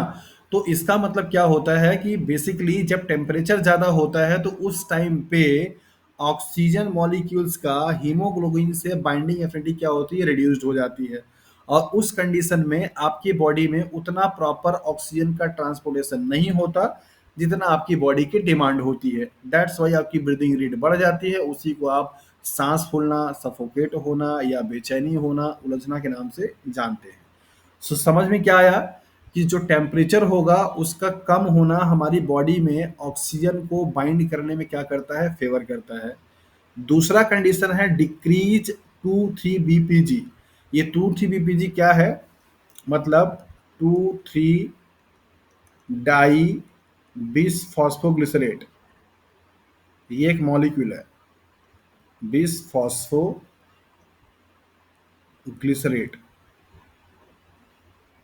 ये एक मॉलिक्यूल है जो कि ऑक्सीजन के हीमोग्लोबिन डिसोसिएशन कर्व में क्या करता है? रोल प्ले करता है। आपके सेल्स में या आपके टिश्यूज में अगर 2,3 बिस फॉस्फोग्लिसरेट का मतलब कि सिंपली मैं यहाँ पे बिस फॉस्फोग्लिसरेट या 2BP में लिख देता हूँ, इसका कंसेंट्रेशन अगर लो रहेगा तो ऑक्सीजन की हीमोग्लोबिन से बाइंडिंग एफिनिटी क्या होगी? ज़्यादा होगी। ठीक है, अगर इसका कंसेंट्रेशन ज़्यादा होगा तो इसका मतलब कंसेंट्रेशन जो होगा वो इम्पैक्ट करेगा नेगेटिवली, मतलब डिसोसिएशन कर्व पे नेगेटिव इम्पैक्ट डालेगा। तो यहाँ पे आप देखिए लिखा हुआ डिक्रीज 2,3-DBP मीन्स डाई बिस फॉस्फोग्लिसरेट। तो उसका कंसेंट्रेशन कम होना ऑक्सीजन को ज़्यादा बाइंडिंग को क्या करेगा? फेवर करेगा। Decrease H+ concentration. H+ concentration अगर कम होगा तो pH की वैल्यू क्या होगी? बढ़ेगी। क्या होगा? पीएच बढ़ेगा मतलब हाई पीएच, हाई पीएच का वैल्यू होना हमारे लिए फेवर करता है, मतलब कि ऑक्सीजन से बाइंड करने का हीमोग्लोबिन से। पीएच का लो होना मतलब कि H प्लस आयन का कंसंट्रेशन बढ़ना उसके लिए क्या है, अगेंस्ट में होता है। ये जितने भी फैक्टर यहाँ पर आपको दिखाए गए, ये सभी फैक्टर्स बेसिकली इस कर्व को लेफ्ट हैंड साइड में क्या करते हैं, शिफ्ट करते हैं, मतलब इनसे बाइंडिंग एफिनिटी क्या होती है, बढ़ती है। सेम उसके अपोजिट यहाँ पे आप देखिए, टेम्परेचर अगर क्या होगा आपका, इंक्रीज करेगा। इसके बाद 3 बीपीजी का कंसंट्रेशन जो मतलब 2 बीपीजी का कंसंट्रेशन अगर बढ़ेगा और पीएच की वैल्यू क्या होगी, घटेगी। इंक्रीज एच प्लस का मतलब पीएच की वैल्यू कम हो जाना। लो पीएच कब होता है, जब CO2 का परसेंटेज बढ़ता है। आपकी बॉडी में CO2 अगर बढ़ेगा तो पीएच की वैल्यू क्या होगी, लो हो जाएगी। मतलब CO2 का नेचर कैसा होता है, एसिडिक। ये पता है कि नहीं? ये सर बाइकार्बोनेट आयन बनाता है। मतलब आप ऐसे याद रखिए कि जितने भी नॉन मेटल ऑक्साइड होते हैं उन सब का नेचर कैसा होता है भैया, एसिडिक।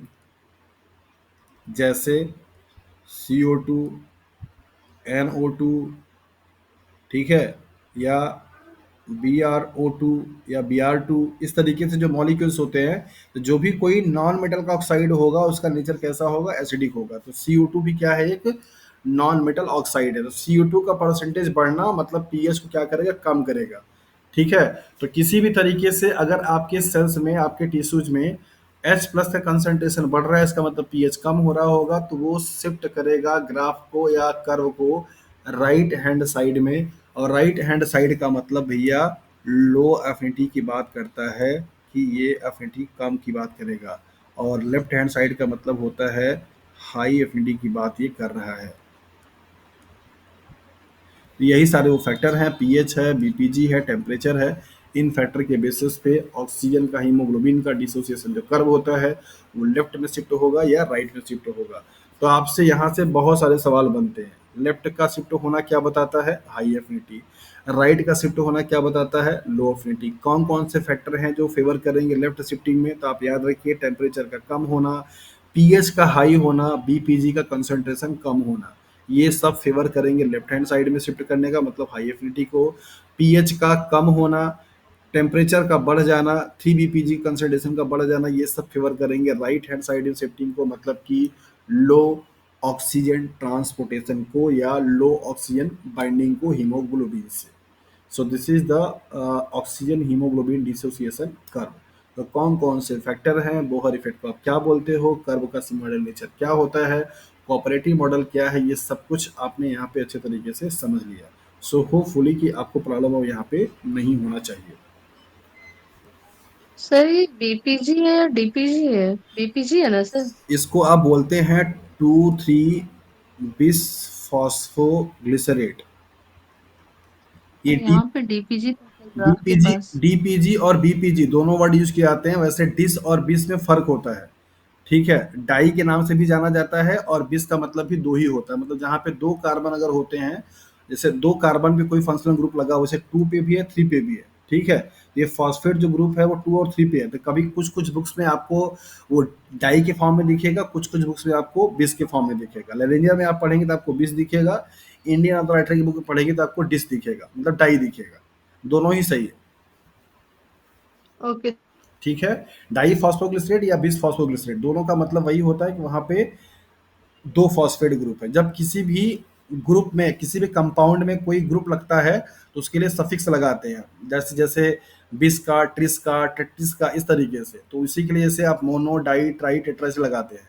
तो इंडियन नॉमेनक्लेचर में आप उसको मोनो, डाई, ट्राई के नाम से बोलते हैं, और ऐसे फॉरेन कंट्री में उसको दैट इज बिस, ट्रिस और टेट्रिस इस तरीके से बोला जाता है। तो लेरेंजिया में अगर आप पढ़ेंगे तो आपको ये 3 BPG दिखेगा, बिस फॉस्फोग्लिसरेट। और ये जो फिगर आपको लिया गया, जैसे यहाँ पे डीपीजी दिख रहा है, तो ये डाई फॉस्फोग्लिसरेट का मतलब है। गलती नहीं है, दोनों का नोमेनक्लेचर का पैटर्न अलग अलग है।